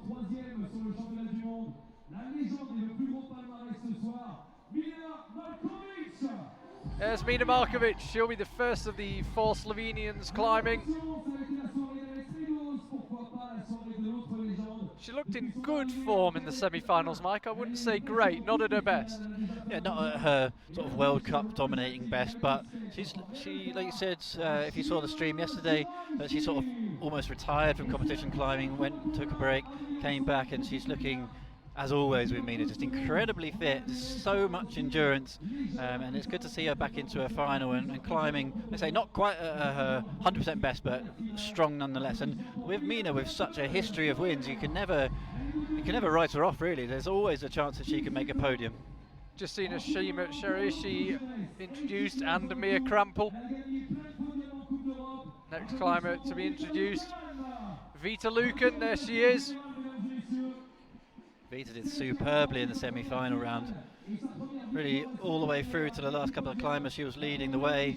She kind of showed the way for us at home, the top sections on the wall, the bouldery top section. Yeah, great performance from her.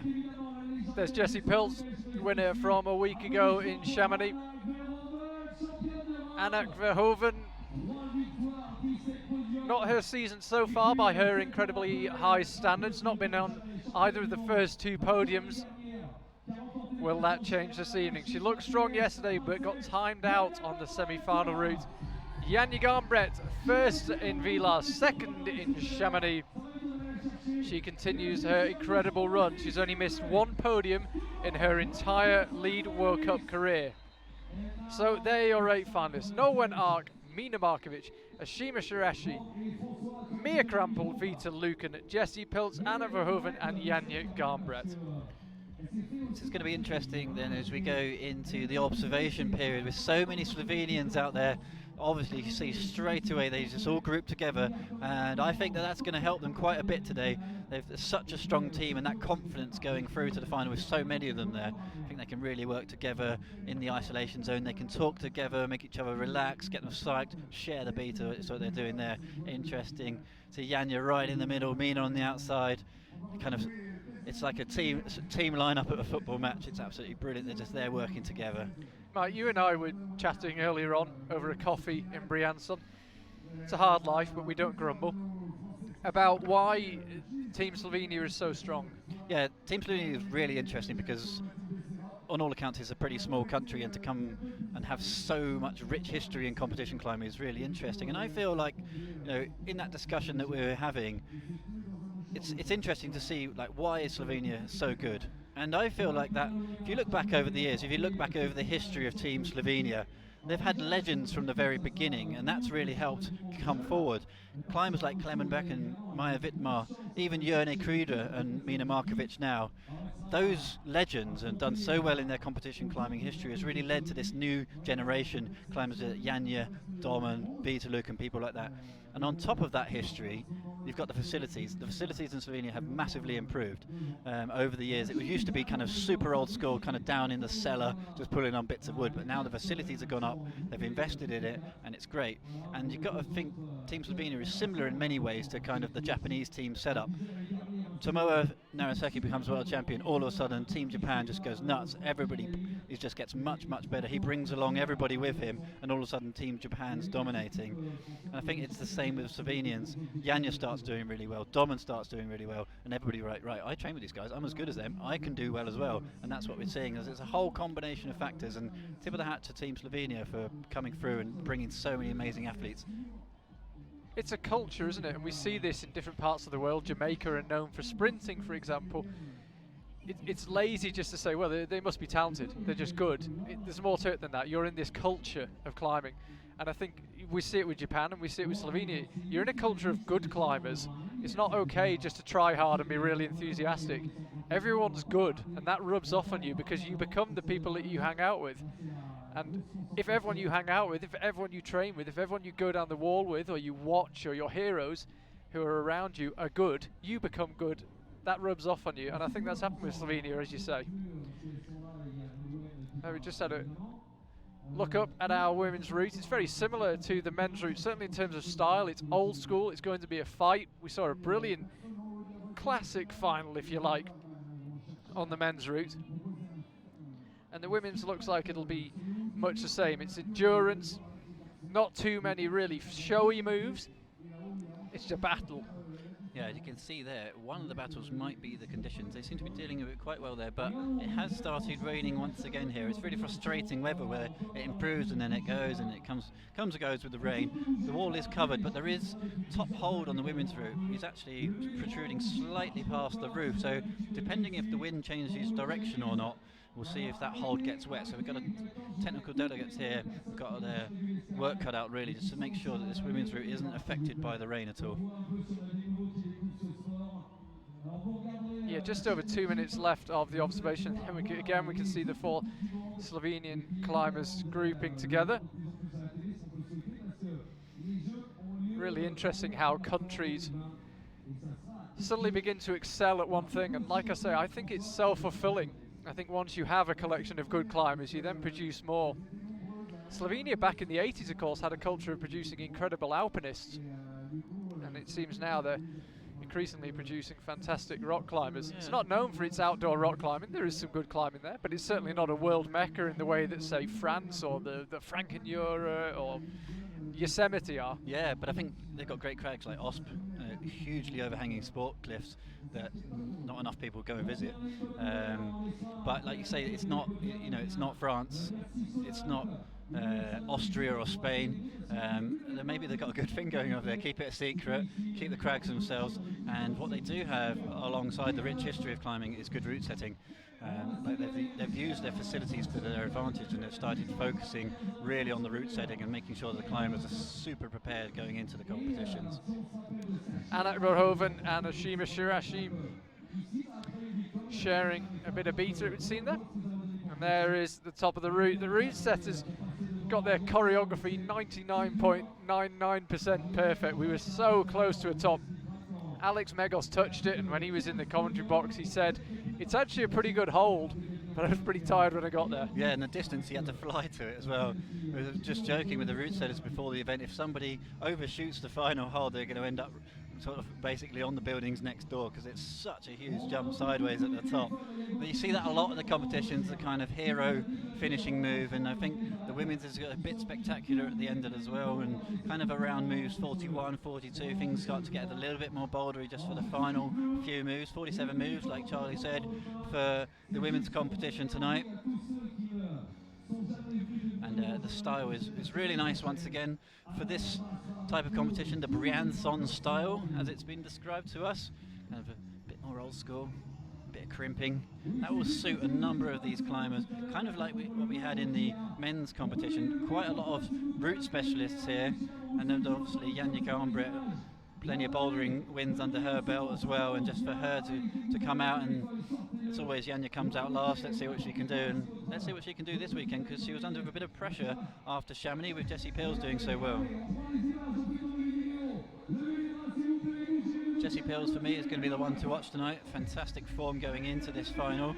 Looked incredibly fit and strong in Chamonix, and we said it in the men's competition. Go back, watch Jessie Pills on that final route. It was amazing.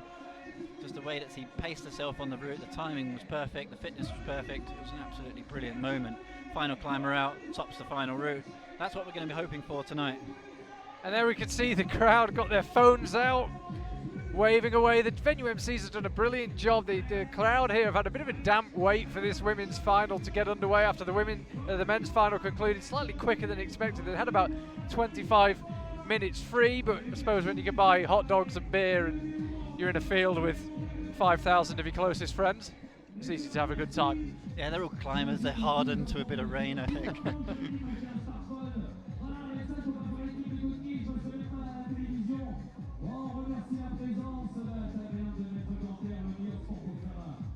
So no one arcs. You will climb first.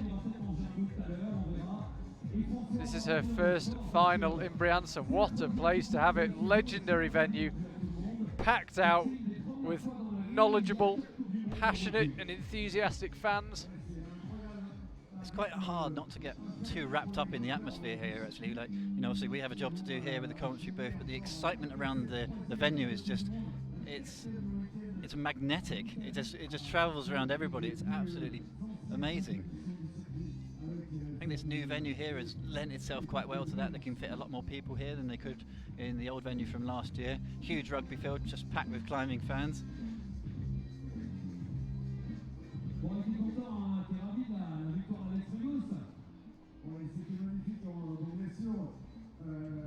We are just minutes away. You can see the clock reset to 6 minutes. Climbers will have 6 minutes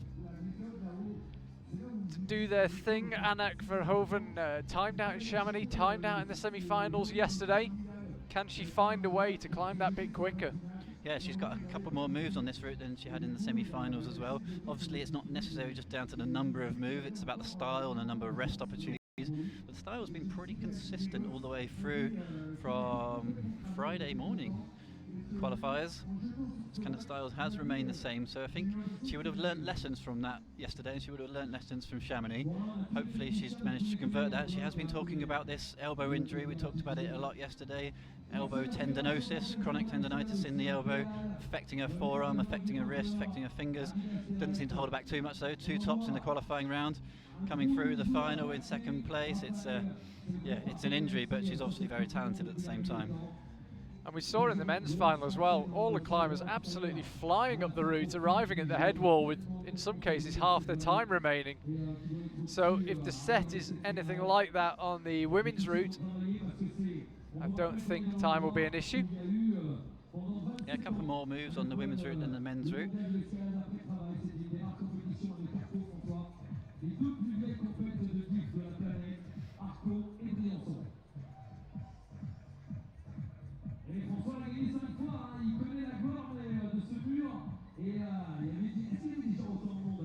Again, the venue MCs just setting the scene here. Noah and Ark being made to wait, which in your first final in these circumstances is far from ideal, you would imagine. Yeah, one thing they've got to contend with here was the rain has stopped now, but there was a little bit of rain during the observation period, and the last thing you want is any touch of moisture on the arms or on the clothes, on the shoes. Just going to make sure that they're in perfect condition, ready for this final route. What an opportunity Noel Winark has in front of a home crowd to put on a fantastic show here and prove how good she is to make these finals.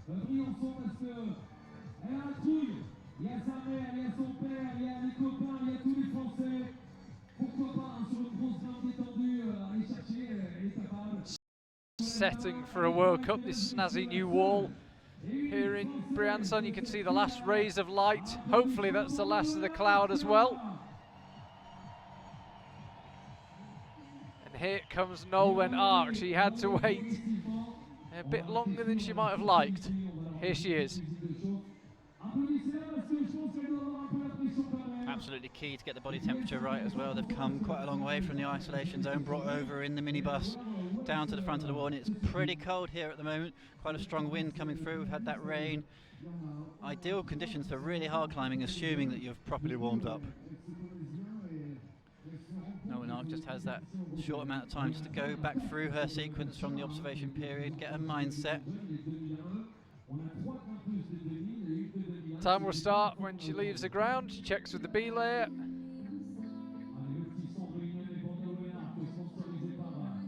And the women's final in Briançon is underway.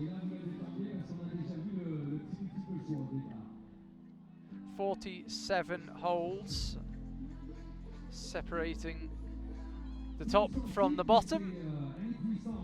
And this is our first chance to have a look at it with a climber actually on it. We had a look during the observation, panned up it, but now we get to see how it actually climbs. You can see that white volume on the left-hand side there. That was used in the men's competitions. It's going to be a foothold here. That was close there from Norway. A bit of a shake up to the right hand. Hit it okay in the end, but an early little wobble. Slight bit of hesitation at the bottom of the route. Yeah, this yellow volume on the left with the white volume bolted on top might look familiar because, as Mike says, it was used in the men's semi-final yesterday. Opts for the roll through there for the right hand. That's what the route set has intended. It potentially could have been done as a match from lower down, but Nolan just upping the pace a little bit now here after quite a slow start on the first couple of moves. Getting close to the fourth quick draw now. Yeah, she's just at the steepening now where the whirl really begins to kick back.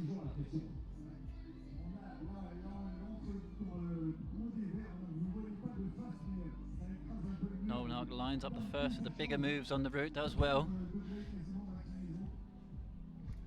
We saw that also in the men's competition, just a bit of a move lower down just to kind of start to challenge the climbers a little bit, just challenge the mind more than the difficulty. So these two triangular volumes push close together. Big landmark on the route because from here it goes up and up and up, left, left, left, and then begins to curve back round right at the next yellow volume, but there's an awful long way to go before that. Hard lock off out left then off that big slot pocket, and slight fumble with the hand through the quick draw, but causes no real issues. That's hold 24 and 25 for Nolwenn. So in terms of holds, she's past halfway on the route and seems to be managing the time pretty well. 3:35 left on the clock.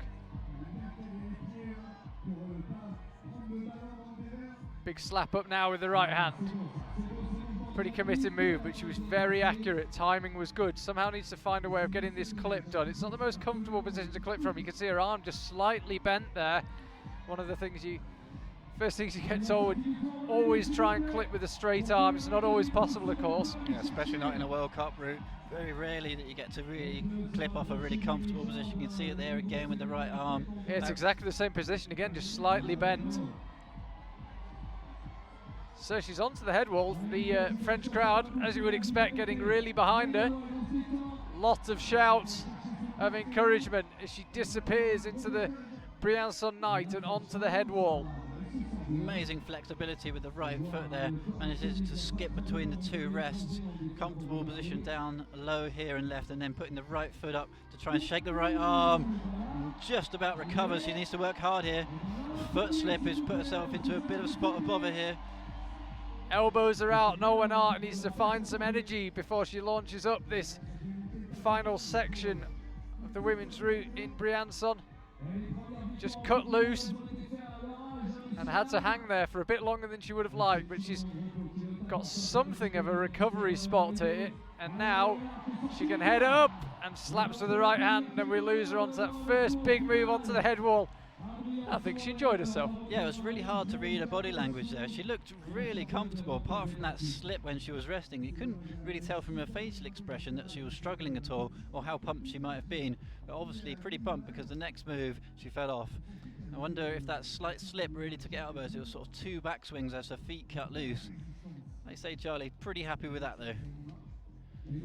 Next climber out is going to be Mina Markovic, the legend. I think she's going to really enjoy this route as well, and I think we could start to see climbers getting really high on this route if Nolwen's performance is anything to go by. Just enjoying the last bit of applause from the crowd and checking her choreography. No, other way, there we go. Let's have a look at, I think this is just the move that she fell off. Just fired up a really high right foot, which means you've got to pull really hard to stay close to the wall. Knee scums across the volume a little bit, just pushes her out. I don't think too many people will be having problems with that move, even though it looks really, really difficult. But I think the troubles are going to come slightly later on in the route. So Mina Markovic will be out next. This is her first final of 2018. 3 years since her last overall World Cup win. Had an incredibly dominant year that year in 2015, 4 World Cup wins. Interestingly enough, not that it means anything, just a nice bit of trivia, that her worst finish in that very dominant year was here in Briançon, but even then she was 8th, made the final. Can she right the wrongs of 3 years ago and win a gold medal? She really seems to have found that determination for competition climbing again, and hope she can show her best here. Always interesting with Mina to watch that first few moves, see how she's moving, see how she's reading the route. You generally get the impression quite early on how she's going, whether her head's in the right place, whether she's climbing at her best. No errors, no issues so far, smooth and controlled. Just if you watch the way that Mina climbs, she seems to clamp down every single hold with like vice-like grip. It's absolutely amazing. She's just absolutely locked into every single hold and has unbelievable bags of endurance. 14 years since her World Cup debut, Mina Markovic. Still going strong, still making finals. After 20 World Cup wins in the intervening time. It's a slightly tricky hold this. You've gone through a section of crimps and side pulls, and all of a sudden you're on a sort of crimpy sloper that you've got to make room for both hands. You can see her just kind of using her brain a little bit just to figure out exactly the best spot and just remaining super calm even though it's a tricky hold.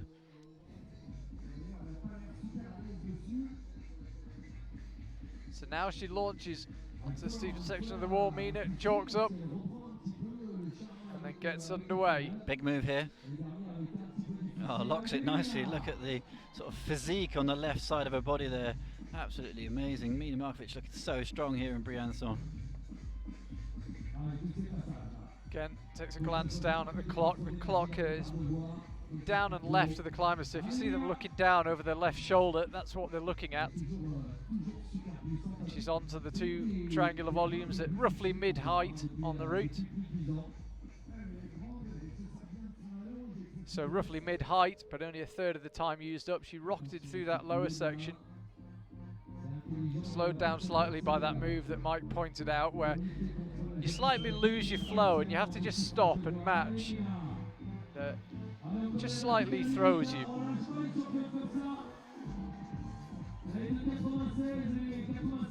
Back underway though, and you get some idea of the situation here. This wall in Briançon is right underneath the mountains. Most spectacular setting, especially when you've got a moody evening like this evening. Tricky little right hand this one. She's got that in a slightly better position than Nolwenn Ark had it.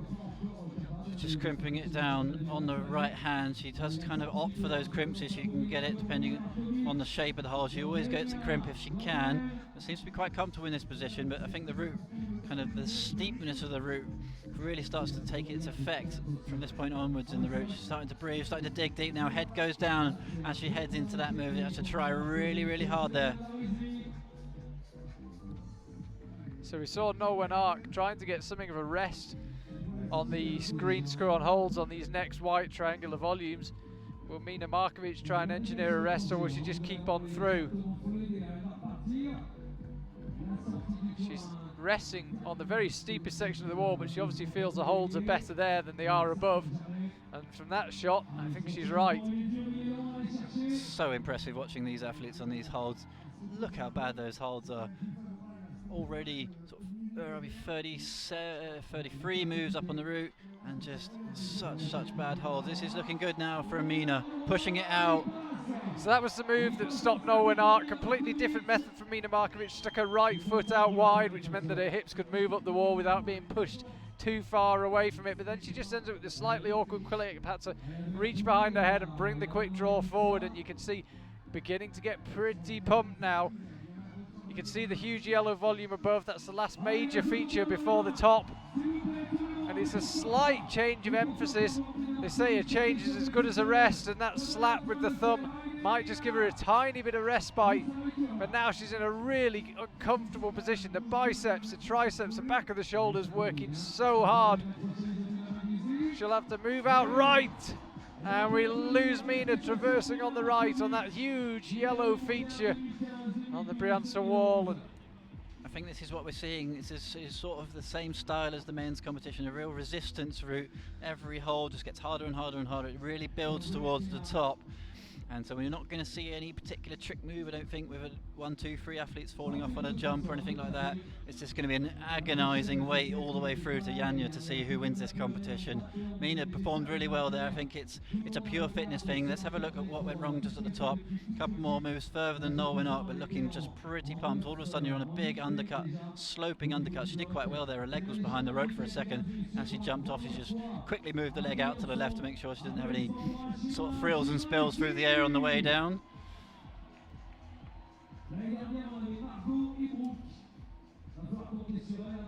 here comes Ashima.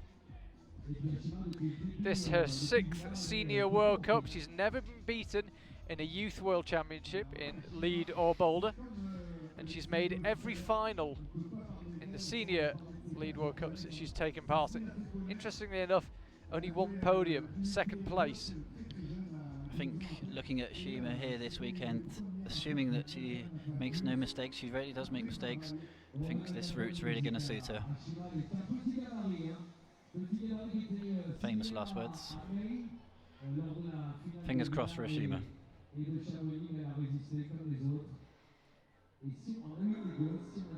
She's underway. Our cameraman on the mats. We get some very dramatic piano music ringing out around the venue as Ashima gets underway.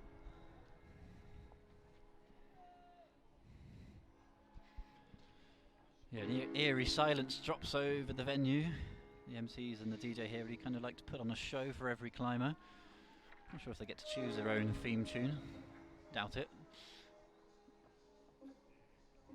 Not quite like the darts or the boxing intros yet for climbing. Nicely done, no matches to the lower hold, moves up with the left hand. This is looking like a really nice rhythm so far. This next hold has caused a little bit of a surprise for a few of the athletes though. Just got to shuffle the hands around, make sure you make no simple mistakes in this lower section.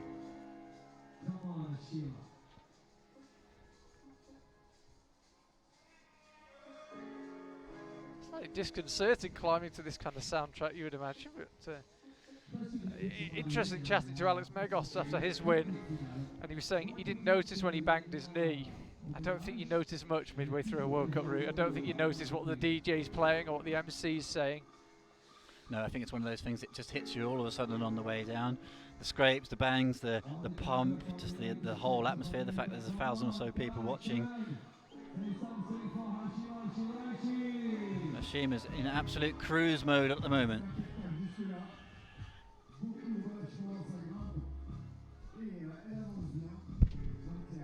She's up to the 2 yellow volumes and carrying on straight past them with over 4 minutes left on the clock.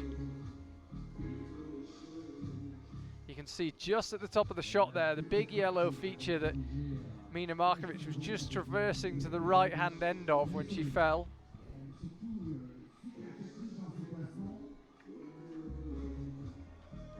.39 plus, Mina Markovic has scored 33 plus for Nolwenn Ark.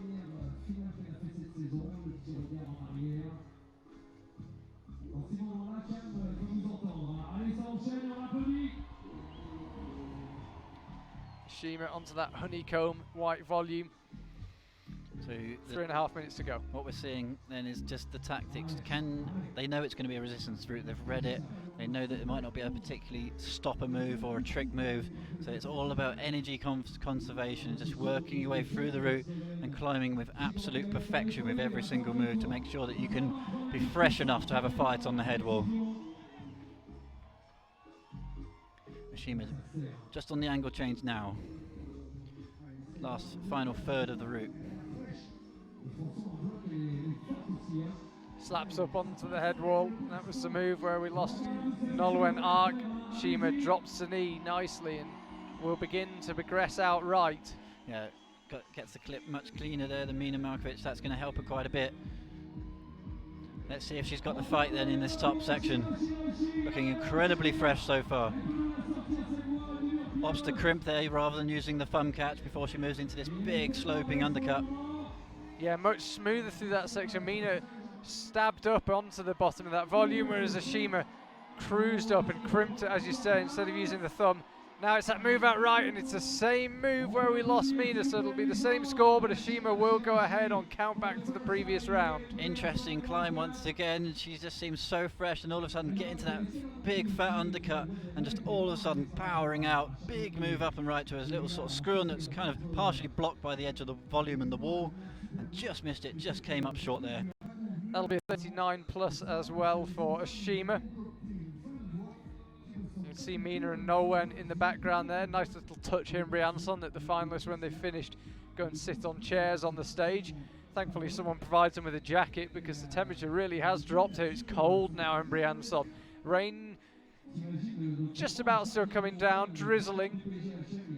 Certainly not enough, I don't think, at this stage to endanger the competition or make the wall wet, but it's a cold, slightly damp evening still, and Shima really struggling to get a knot undone and nobody offering any help. Yeah, that's a sign of how pumped she is, I think. We've all been there. Yeah, someone needs to go and give her a hand. Yeah, if not, get the scissors out. Someone dropping in now. Let me take over. Shima, you feel for her a little bit because you can see when you get that pumped, you just can't do anything with your arms. All you do is just feel a little bit sick and want to get off the stage. And on the Peloton Jean-Marie Montagny, the PGHM goes to help her. Mountain rescue, pretty well, dare I say, not the most dramatic rescue of his life, helping Shima untie her figure of 8 knot. But you can see there it's taking a bit of work. Yeah, that wasn't coming undone. Always got to be careful when doing a knot like that. I'm sure many people do it. Just as you pull it really hard, hand pings off, you punch yourself in the face. Wondering why Mike Langley's always got black eyes. That's right, I do stick to bouldering, it's much safer.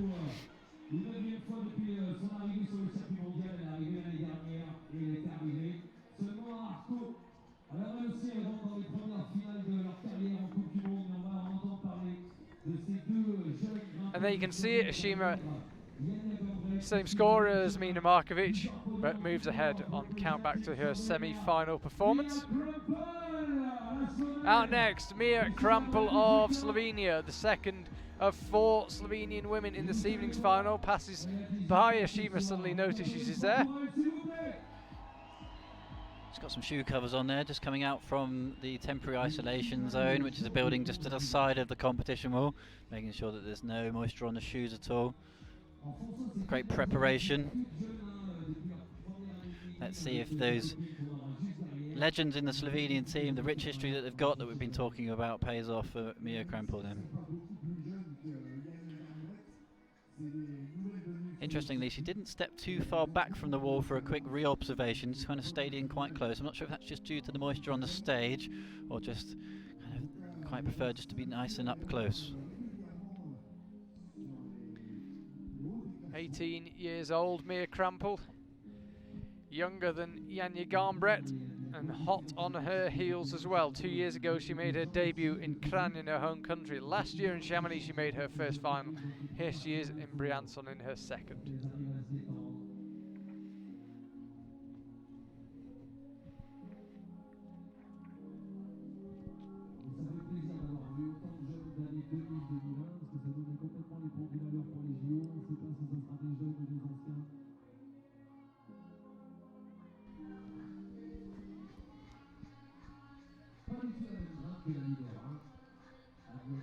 So just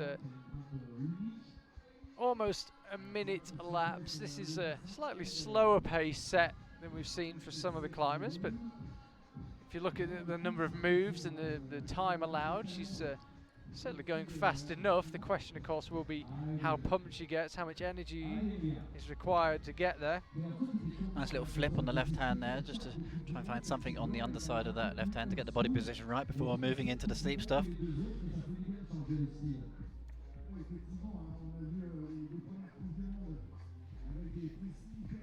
Opting for a quick, short chalk and shake there, not much of a rest.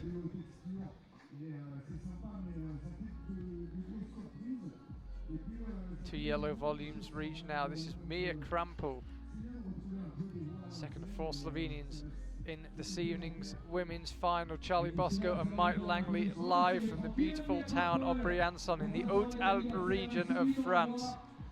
Just had to readjust a couple of times on the left hand there to get the body position right. Foot swaps once and twice, foot swaps back and forth a little bit there. That's the required sequence though.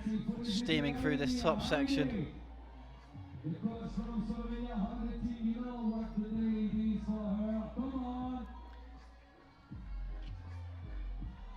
So Mia gets the clip done. You can see her elbow out on her left hand as she's beginning to feel the pump already. What can she get back? How can she conserve the energy she's got? This is quite a committing move as well. Just trying to figure out whether to do it with the right foot just hanging loose or whether to try and put it to use. She puts it to very good use. Uses it nicely as a heel hook and levers up onto that white volume. Slaps up with the left hand. That's the first hold on the head wall.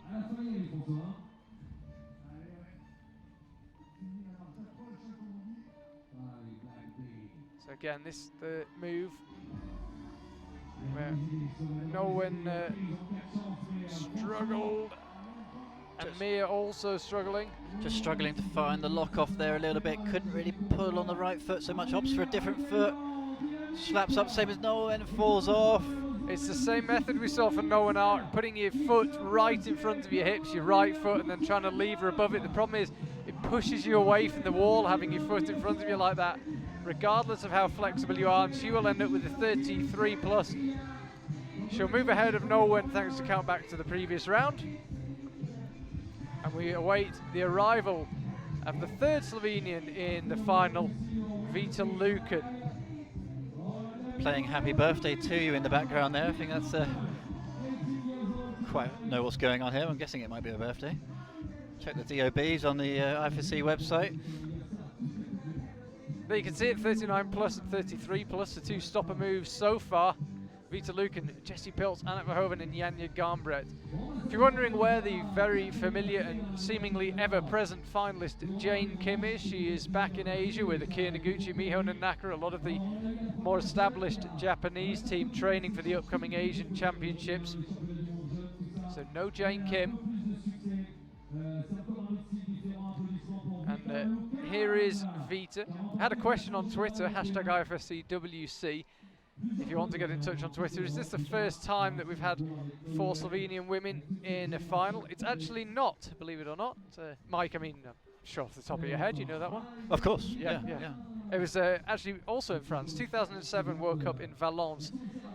The 4 then were Maya Vidmar, the combined winner from 2007, Natalia Gross, Lučka Franco and Mina Markovic. Yeah, we talked about it earlier, the rich history. There you go, there's some of the names that we read off earlier as well. Maya Vidmar in that group, Mina Markovic in that group. And was that 2007? Yeah, 11 years on, and a whole bunch more of Slovenians in the final. Yeah, so it's happened twice. We've had 4 Slovenian women in the lead final, and Mina Markovic has been one of them on both occasions, 11 years apart. It just goes to show her longevity.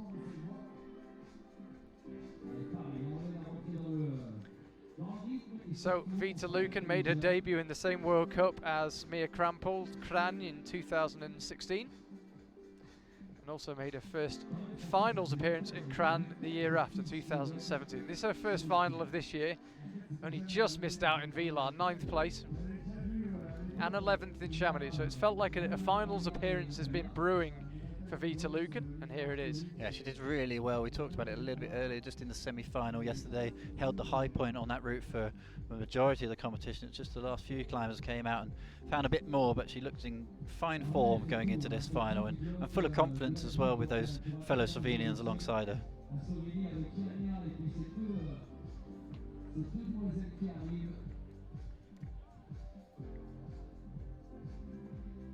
Launches up Yeah, into the midsection of this route towards the huge triangular volumes, the yellow volume, which would mark mid-height. a little bit close on that volume actually. She just sort of struggled to find the exact spot. A lot of these are new holds for the athletes this weekend as well. They're not being used before in a competition, so they're unfamiliar, and especially as you come out in a lead competition, you only get one go at a route, so there's kind of no mistakes to be made, and she just struggled a little bit with that right hand. I think she's had to use a fair amount of energy there. Just fumbles the clip a touch as well. This is the route where you really need perfection all the way up to absolute maximise your endurance.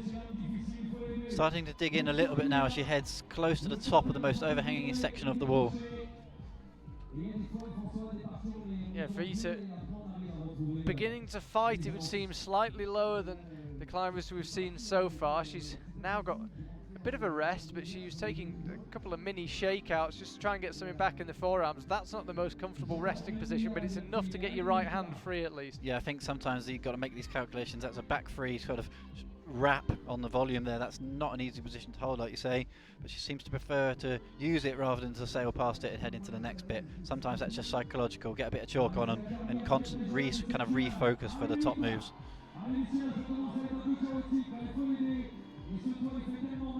So regains some composure after that slight rest, but needs to find a way of not making that move too committing, and uses her relative height against Mia Krampel to good use. We saw Mia having to heel hook to get there, but Vita able to do the move and then get the heel hook in.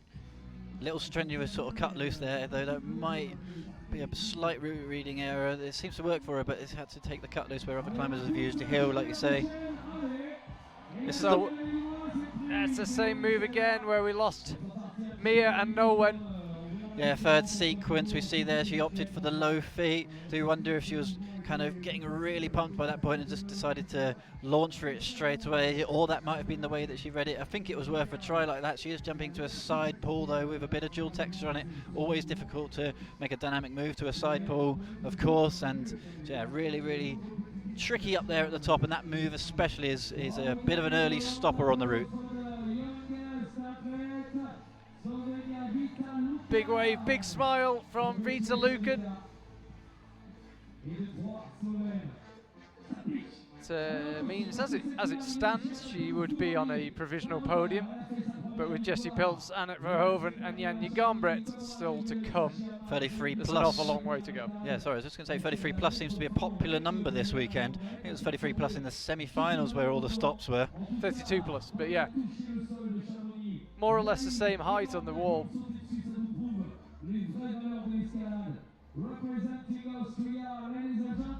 It was 33 plus in the semis. Memory like a sieve. Sorry, Mike. How could I doubt you?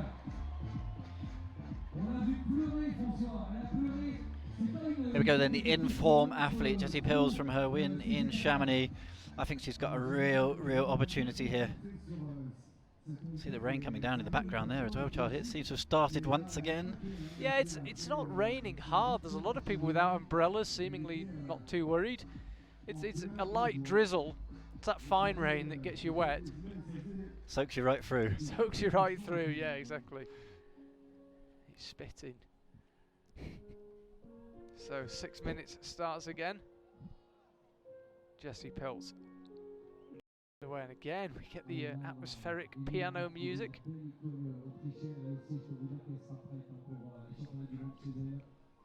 Yeah, the beats per minute on the DJ system through the bottom half of the route seems to be pretty low at the moment. They know how to build up an atmosphere, that's for sure. Yeah, Jessie had 10 World Cup podiums before she finally claimed a gold medal last week in Chamonix. Interesting, on the interview we showed you earlier on that I did with her, she was saying, I was expecting I'd be a bit more relaxed having won a World Cup, but don't seem to be. I think that's sometimes due to the realisation she's realised she's that good, I think, and she now has to kind of do that regularly.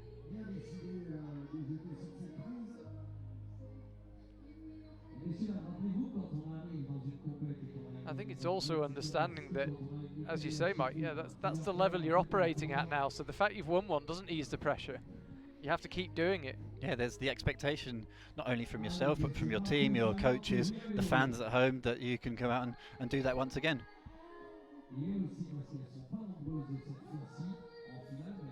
Got her timing absolutely perfect in Chamonix last week, just almost to the second. Now with a minute and a half elapsed, just less than. Seems to be doing similar again. Yeah, just taking a couple of chalks, a couple of shakes on the holds that allow it. But this is what we've seen all the way through the competition, in the men's as well. There's no dramatics, but she has gone left hand again there. She's going to have to recalculate here. Quickly reassesses. Doesn't seem to be too flustered by it. From underneath, the position that she was underneath, you couldn't quite see the sequence, so it's been a little bit of a time since she did observe the route. No issues at all though through that section. Quickly realised their error and moved on.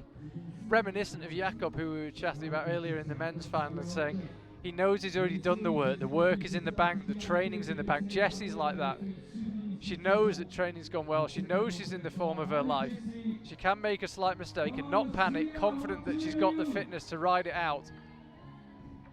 I think this is the stage in the route where she's going to start feeling the burn building up in the forearms. Pumps can be starting to kick in now, and she's going to have to kind of drop an extra gear and come into something a bit more, kind of just find a bit more power and just keep it flowing now.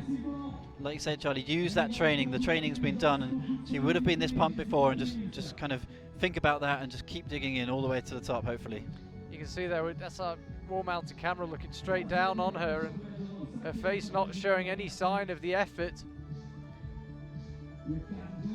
Heading up towards the move where we've lost 3 of our climbers so far. Coming into this move, 33 plus, it's going to be really interesting now what techniques she's going to use. We just saw Vita Lucan falling off on the next move. Number of athletes struggled through here, 2 or 3 techniques available to her. It's going to be really kind of fascinating element to this women's final. And she's using the same method as Mina Markovic. They're relatively similar height, and it works well for Jessie, so she'll get the clip done. What will she do now? Will she fire up after the next couple of moves into the thumb catch on the underside of that volume, or will she do what Ashima did and reach straight through it and use it as a crimp? I think she's going to use it as a crimp. She goes up with the left hand, and then you end up in this very strenuous underclings. You slap with the right hand and catch it. She was really accurate then. She got the palm of her hand onto the key bit of the hold. Now brings the left hand up. If she can stick this move, she'll take the lead. She's done that. That's the move that had stopped Ashima, and it also stopped Mina. Jessie gets the clip done. That is the last clip now before the top of the route. Really interesting section in this next bit then. A bit of a funky palm down move. Let's see how she gets on with that. This is a really tricky one because that right foot is just hanging there, seemingly useless. You've got to try and get something out of it, or at least make it not affect your balance too much. Jessie Pilz gunning for a second win in a row. She's getting pumped now. She's got plenty of time. And there is the top beckoning. You can see the tick mark on the next big volume. That's hold 46. 47 is the last one. She slaps with the left hand.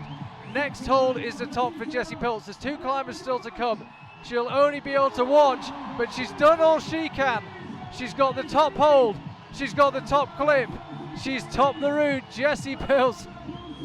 I think she got slightly ahead of herself then, almost forgot to clip, but she got it done. She's done all she can. She can only watch as Anna Verhoeven and Janja Garmbret come out. Now this is interesting. 2 climbers still to come.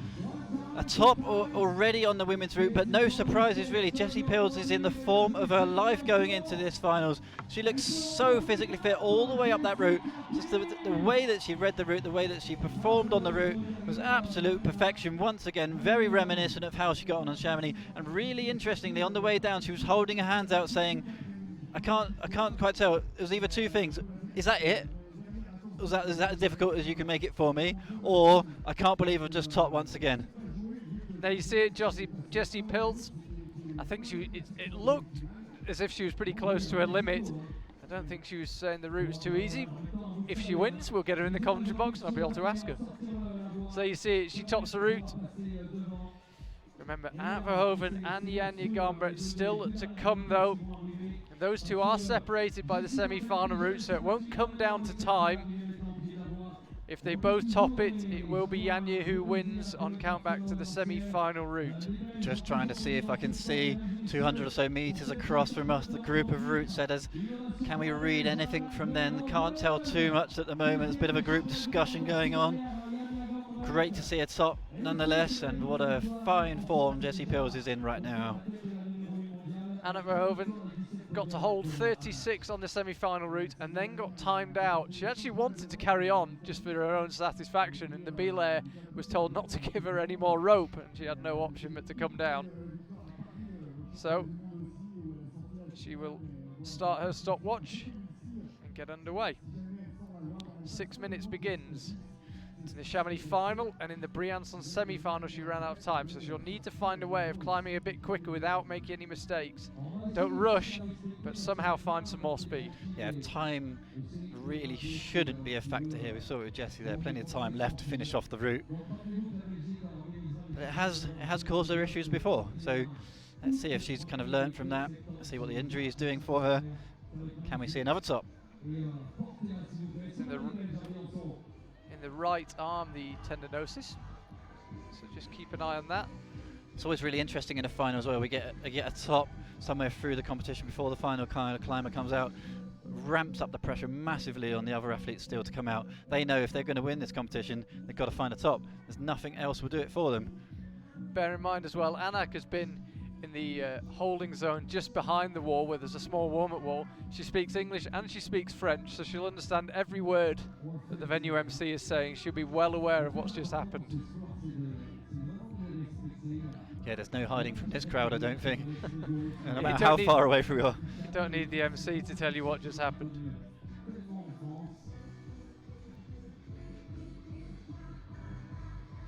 So 1 minute 20 elapsed and she reaches the steepest section of the wall. In terms of hold numbers, that triangular green hold on the left-hand triangular yellow volume is the halfway point, more or less. So certainly in terms of number of moves, if not perhaps difficulty of moves, she'll be close to halfway with 2/3 of her time remaining. So it would seem at this stage that she's managing the time pretty well. It's certainly after 2 timing out incidents in the last 2 World Cups going to be on her mind. Anak has been vocal in the past about the difficulty of the women's route. She was asking for harder routes towards the end of last season. It's going to be really interesting, this one, with a top from Jessie Pills. Slight hesitation through that section, but as always with Anak, just look completely in control all the way through until she falls off.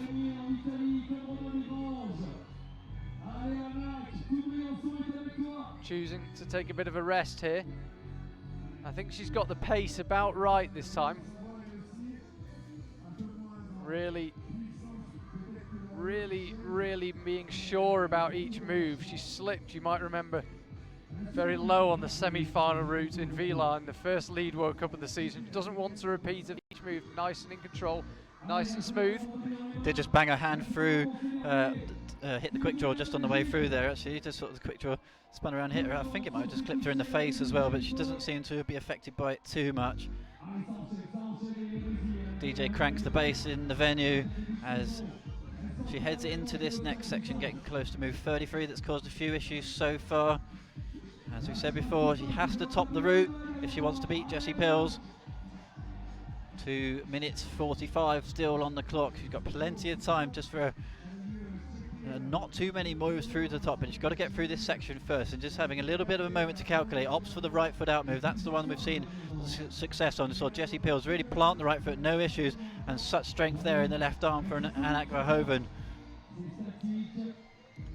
Looking super comfortable at this stage, but we do know it's up into this next yellow volume that's where the pump really seems to be start kicking in after the kind of pinch set of screw-ons on the volume. The big sloping undercut is where we lost Mina and lost Ashima. Here we go into the next section, just having another moment to rest, just calculating how difficult the next section is. Will she go for the crimp? Will she go for the thumb? She's choosing to rest, and she's timed it well here. She's got just under 2 minutes left. That's plenty of time for the move still to come. Calmly reaches through to the crimp This almost a slightly more committing move into that really unpleasant undercling there. Managed to find a chalk up there. She's really comfortable in that position. That's where we lost 2 climbers. That's a really impressive level of fitness there. Where other climbers have struggled, she's chalking up. This is looking likely for a top here from Anak. That's really the first error, that ever so slight fumble with the clip. And she's looking really, really smooth here. She's got 1 minute and 15 seconds left. Time's not going to be an issue. Smooth as you like on the press move. Got to just figure out what to do with the feet here. It's a different method than we saw from Jessie Pilz, if this is how she does do it. Really nicely done from Anna. Keeps her feet on top of the yellow volume rather than dabbing the right foot underneath, as we saw with Jessie. That is the second to last hold she's on now. This has been a very smooth ascent from Anna Verhoeven. Can she top it off perfectly with the last and final hold? She lines it up, she goes, and she just misses it. So close from Anna Verhoeven. And I think she enjoyed that. Waves to the crowd, slightly frustrated. You could see her hesitating for the finish hold. You can just imagine what's going through her head at that moment. I have to hit this hold. I've got to give it 100% right here, right now. Hits it, doesn't quite hit it clean enough. And Jessie Pilz' ascent is looking really, really impressive all of a sudden. That was close from Anak. It was very, very close. And there is Anna looking slightly frustrated. She was close on that top move. Yeah, really close. You're starting to just see the frustration on her face. I think she might have looked for a slightly more difficult challenge, but she did fall off. She fell off the last move. Let's have another look. Lining it up. She's got the pressure on the right foot. Jumps off the left foot. Big power down. Hits it, but doesn't quite hit the sweet spot on the finish hold. And once again, a huge fall here. Bangs into the wall a little bit. She'll be fine. What a moment. That was close, very close, and it moves her up into second place. So she's guaranteed to be on the podium. Mike, how many times we've found ourselves in this situation? All the tension in the world. Janja Garnbret last out. She seems completely impervious to pressure. Yeah, this is a pressure right now as well. Outlast, like I say, big crowd, and she knows that she has to top the route if she wants to win the gold medal. This is going to be a real test of her mettle, I think. She is looking this year to seal 3 overall World Cup titles in a row. That really does put you amongst the greats. Worst place finish in World Cup and World Championship history in lead of 5th. The only time in the entire time we've seen Janja Garnbret in IFSC senior competitions that she has not been on the podium was Imst in 2016. It's nearly 2 years since there was a lead World Cup where she wasn't on the podium. How you have that level of consistency, I have no idea. Never has a bad day, never has an off move, never reads a sequence badly. Incredible. Last year in 2017, she absolutely smashed the record for combined ranking points for a season. She won 9 World Cups, 3 in Boulder and 6 in lead. But wow, she has a challenge this year. I think Jessie Pilz. Janja's biggest struggle at the start of the season is how big should she make the trophy cabinet back at home? Does she need to order a new one?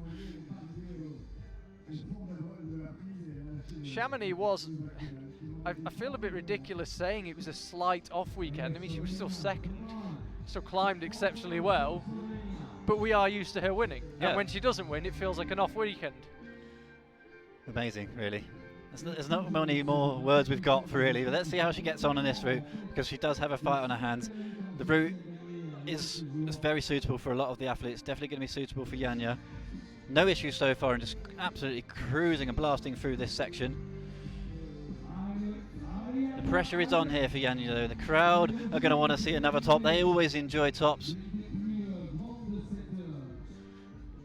Jessie Pilz did it in Chamonix, the only top of the route to win the competition, but she does have Janja Garnbret in her crosshairs. Yeah, Janja's always been pushed close. It's one of the incredible things about her. It's not like she's come along when at a time when women's league climbing is especially weak. Over the past couple of years, Anna Verhoeven and Jane Kim, and to an extent Jessie Pilz, and again to an extent Julia Chanaudy have been right behind her.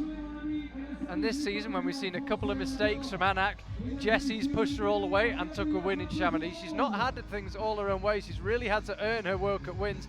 And if she wants to win this World Cup here in Briançon, she's really going to have to earn it. The only way she can do it is by topping the route. There's no other way she can win here. Let's see what she makes of this next move. Her track comes on. You're unbelievable. They love playing this for her in France. Let's see if she is going to be unbelievable on this section. What can she do with the right foot? Is she going to stick the foot out or just go with the high right foot? She's calculating just at this moment. Opposite the right foot, pushes it out, has to try a little bit, but no issues really on that section. Great angle there. You can see how steep this top section is.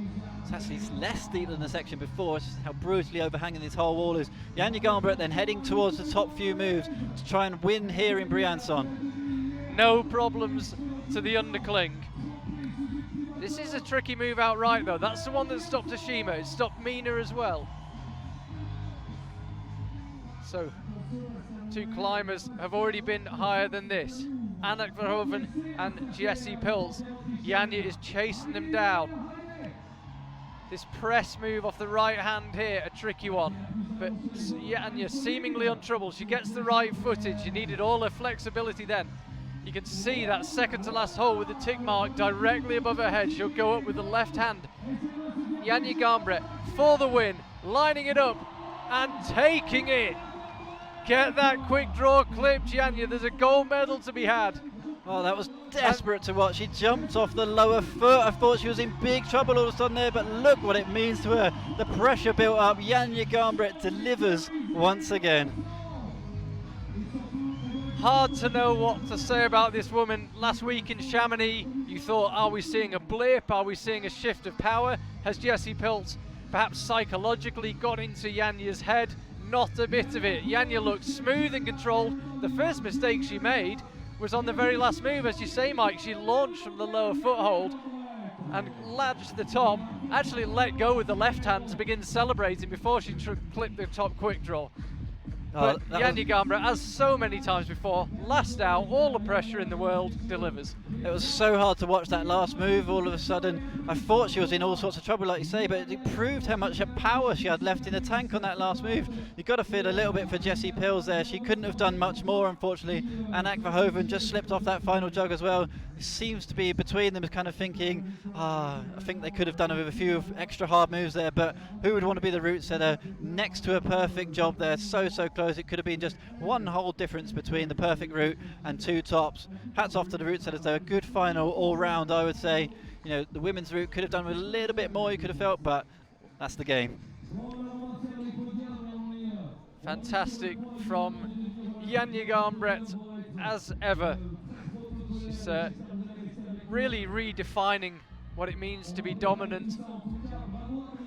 Especially, of course, because she hasn't risen through the ranks. She hasn't gradually emerged onto the scene with a first semi-final and then a final and then a podium. She just smashed away onto the scene with a second place in her first ever World Cup. And to be honest, that's one of her worst results still.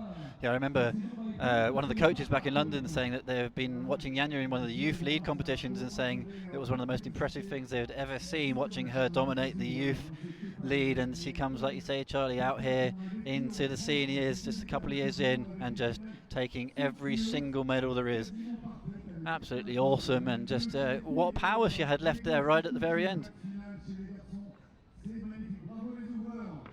Well, it'd be really interesting to see how this women's lead season shapes up. With 3 World Cups in, for the past couple of years it's been Jane Kim, Anna Verhoeven and Janja Garnbret. Jessie Pilz is forcing her way into that conversation. We were without Jane Kim, of course, in this World Cup, but Ashima nearly there as well. Never ever discount Mina Markovic and Vita Luke and Mia Krampel, the 2 young Slovenian climbers coming up, and Noen Ark as well appearing in her first final. And Mike Langley, I have to say goodbye to you at this stage for now. Thank you very much for your company this evening, and we will see you in Innsbruck. Innsbruck, yeah, it's been absolutely brilliant. Janja's on her way in.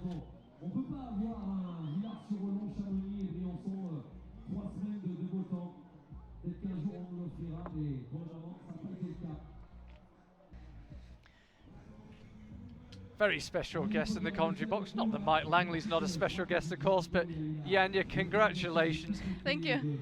Last week in Chamonix, it seemed like you weren't absolutely 100% at your best. Were you determined to put it right this week? Yeah, in Chamonix I wasn't quite myself. I was struggling a bit, even though I won last week, I was kind of doubting in myself. So yeah, I felt good here all the weekend. So I really wanted to win, and it was hard because I knew Jessie topped. And at the beginning, I was super relaxed because I said to myself, it will be what it will be. But then near the top, because the route was not hard, it was just maybe tricky, and then I got nervous just before the top because I knew that it's not that hard. And then when I grabbed the last hold, I was so happy. Well, let's watch a replay of your climb. Just talk us through it if you can. We'll just wait for it to come up. Do you know why it was in Chamonix that you weren't 100%? I don't know. It wasn't me. I don't know. I was not feeling quite well. Maybe I wasn't quite sure in my performance. Maybe that's why. As I say, we're just trying to find the replay of your climb. Here it is. Yeah, the route started pretty easy. When we were talking with the girls in the ISO, we weren't quite sure what to do. But once I started, I trusted myself completely, and I knew what I was doing. So it was just maybe tricky. And when you observed the route, what were you thinking when you first saw it? It was quite a basic route. Yeah. Just endurance, keep pulling. At first I was happy because there were small holds and I like rims. So I was super psyched to climb it. And you were climbing quickly as well. You had a lot of time to spare. Yeah, because I was completely focused. I wasn't thinking about what if it's going to rain or something, because I usually climb in the rain. I felt in control and quite sure in myself. Yeah, yesterday in the semi-final you got caught in incredibly heavy rain. Yeah, it was heavy rain, but again, I think I was so focused that I just wanted to do the route, even though I was completely wet. The rain was pouring all over me, and yeah, I was so focused. Interesting, it seemed like you didn't really rest on the route. It was just before the change in the angle. Yeah, I realized that. I don't know why, but I think the holds were better than I expected, and maybe that's why I climbed quickly. So this section here, you beginning to get pumped, or were you still feeling quite comfortable? I was feeling comfortable. The move coming up quite shortly, where you go over the roof, over the head wall, that stopped quite a few of the climbers. But again, it seemed like you really read the route perfectly. Actually, this is the part where we were talking if we should go with the left hand to this hold, which I'm holding now, or with the right hand to the white volume. So maybe I hesitated a bit, but yeah, I decided right. Yeah, so this was about the first rest you took. Yeah. And were you beginning to think about the top at this stage, or do you just focus on the next move? Actually, here I said to myself, it will be what it will be, because I knew Jessie topped. And yeah, I think I wanted to win. So I guess I was focused, and maybe, yeah, I wasn't even pumped because I don't remember getting pumped. Maybe because I got my eyes on the top, maybe that's why. It must be really hard not to think about the top and just think about the next move. Yeah, it is hard, especially when someone topped before you, then you're thinking just about the top. But if nobody topped, then you're thinking always about the next move to do better. So when you're climbing, are you actually thinking, well, I know someone else topped, so I need to top, or I know they didn't top? You're having that conversation in your head? Not while I'm climbing, maybe okay. Just before I go to the route. And this, again, just putting your right foot here, that looked like the last move you found really difficult before the top. Yeah, actually, that's true. And you went, we see your left hand lands and then you go with the right. You actually missed the foothold for the right foot. Oh yeah, I see it now. Maybe because I have bouldering skills and maybe just We thought you'd made a mistake. When you got to the top, was it quite close or was it quite comfortable? yeah, comfortable, yeah. Okay. Because I knew it was. I mean, I thought it would be a good hold, and then when I jumped and I saw that it's a good hold, then I was like, yes. Well, congratulations. We have another World Cup next week in Arco. What are your plans before that? Yeah, I think 3 more trainings, and then we are back on the road. Okay, well, we'll see you next week. Huge congratulations. Thank you. Thank you guys for watching at home. We will see you next week in Arco as well. Do stay tuned. We'll be bringing the podiums, but that's all from us. See you in Arco.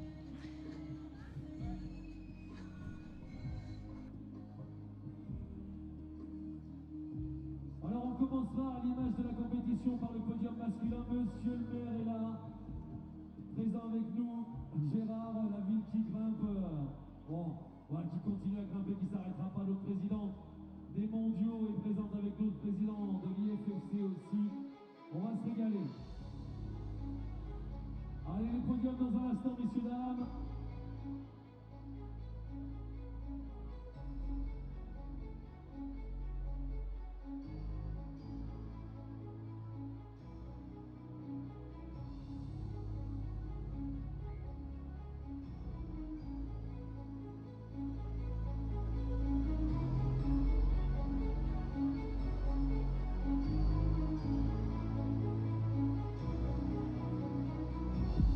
Et c'est vrai qu'on en parlera, ça, hein. C'est une première dans toute cette expérience, c'est la première fois qu'on est ici.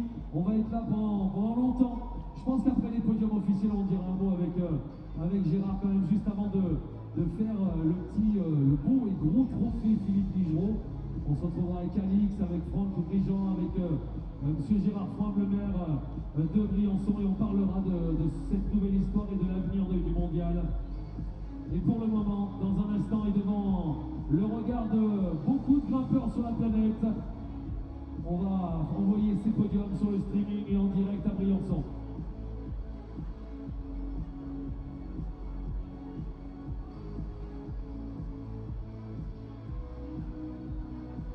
Ladies and gentlemen, the victory ceremony for the IFSC Lead World Cup Briançon 2018. Mesdames et messieurs, la cérémonie des vainqueurs de la Coupe du Monde d'escalade de difficulté de Briançon 2018. Please welcome the medalists for the lead climbing men. Mesdames et messieurs, veuillez accueillir les médaillés d'escalade de difficulté hommes.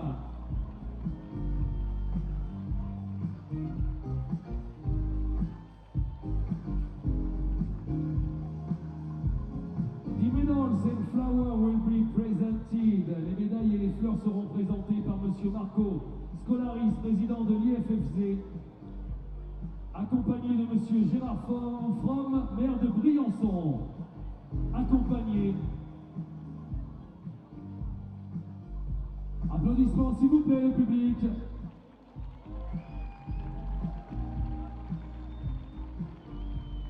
Bronze medalist representing Slovenia. Médaille de bronze représentant la Slovénie, Domen Skofic.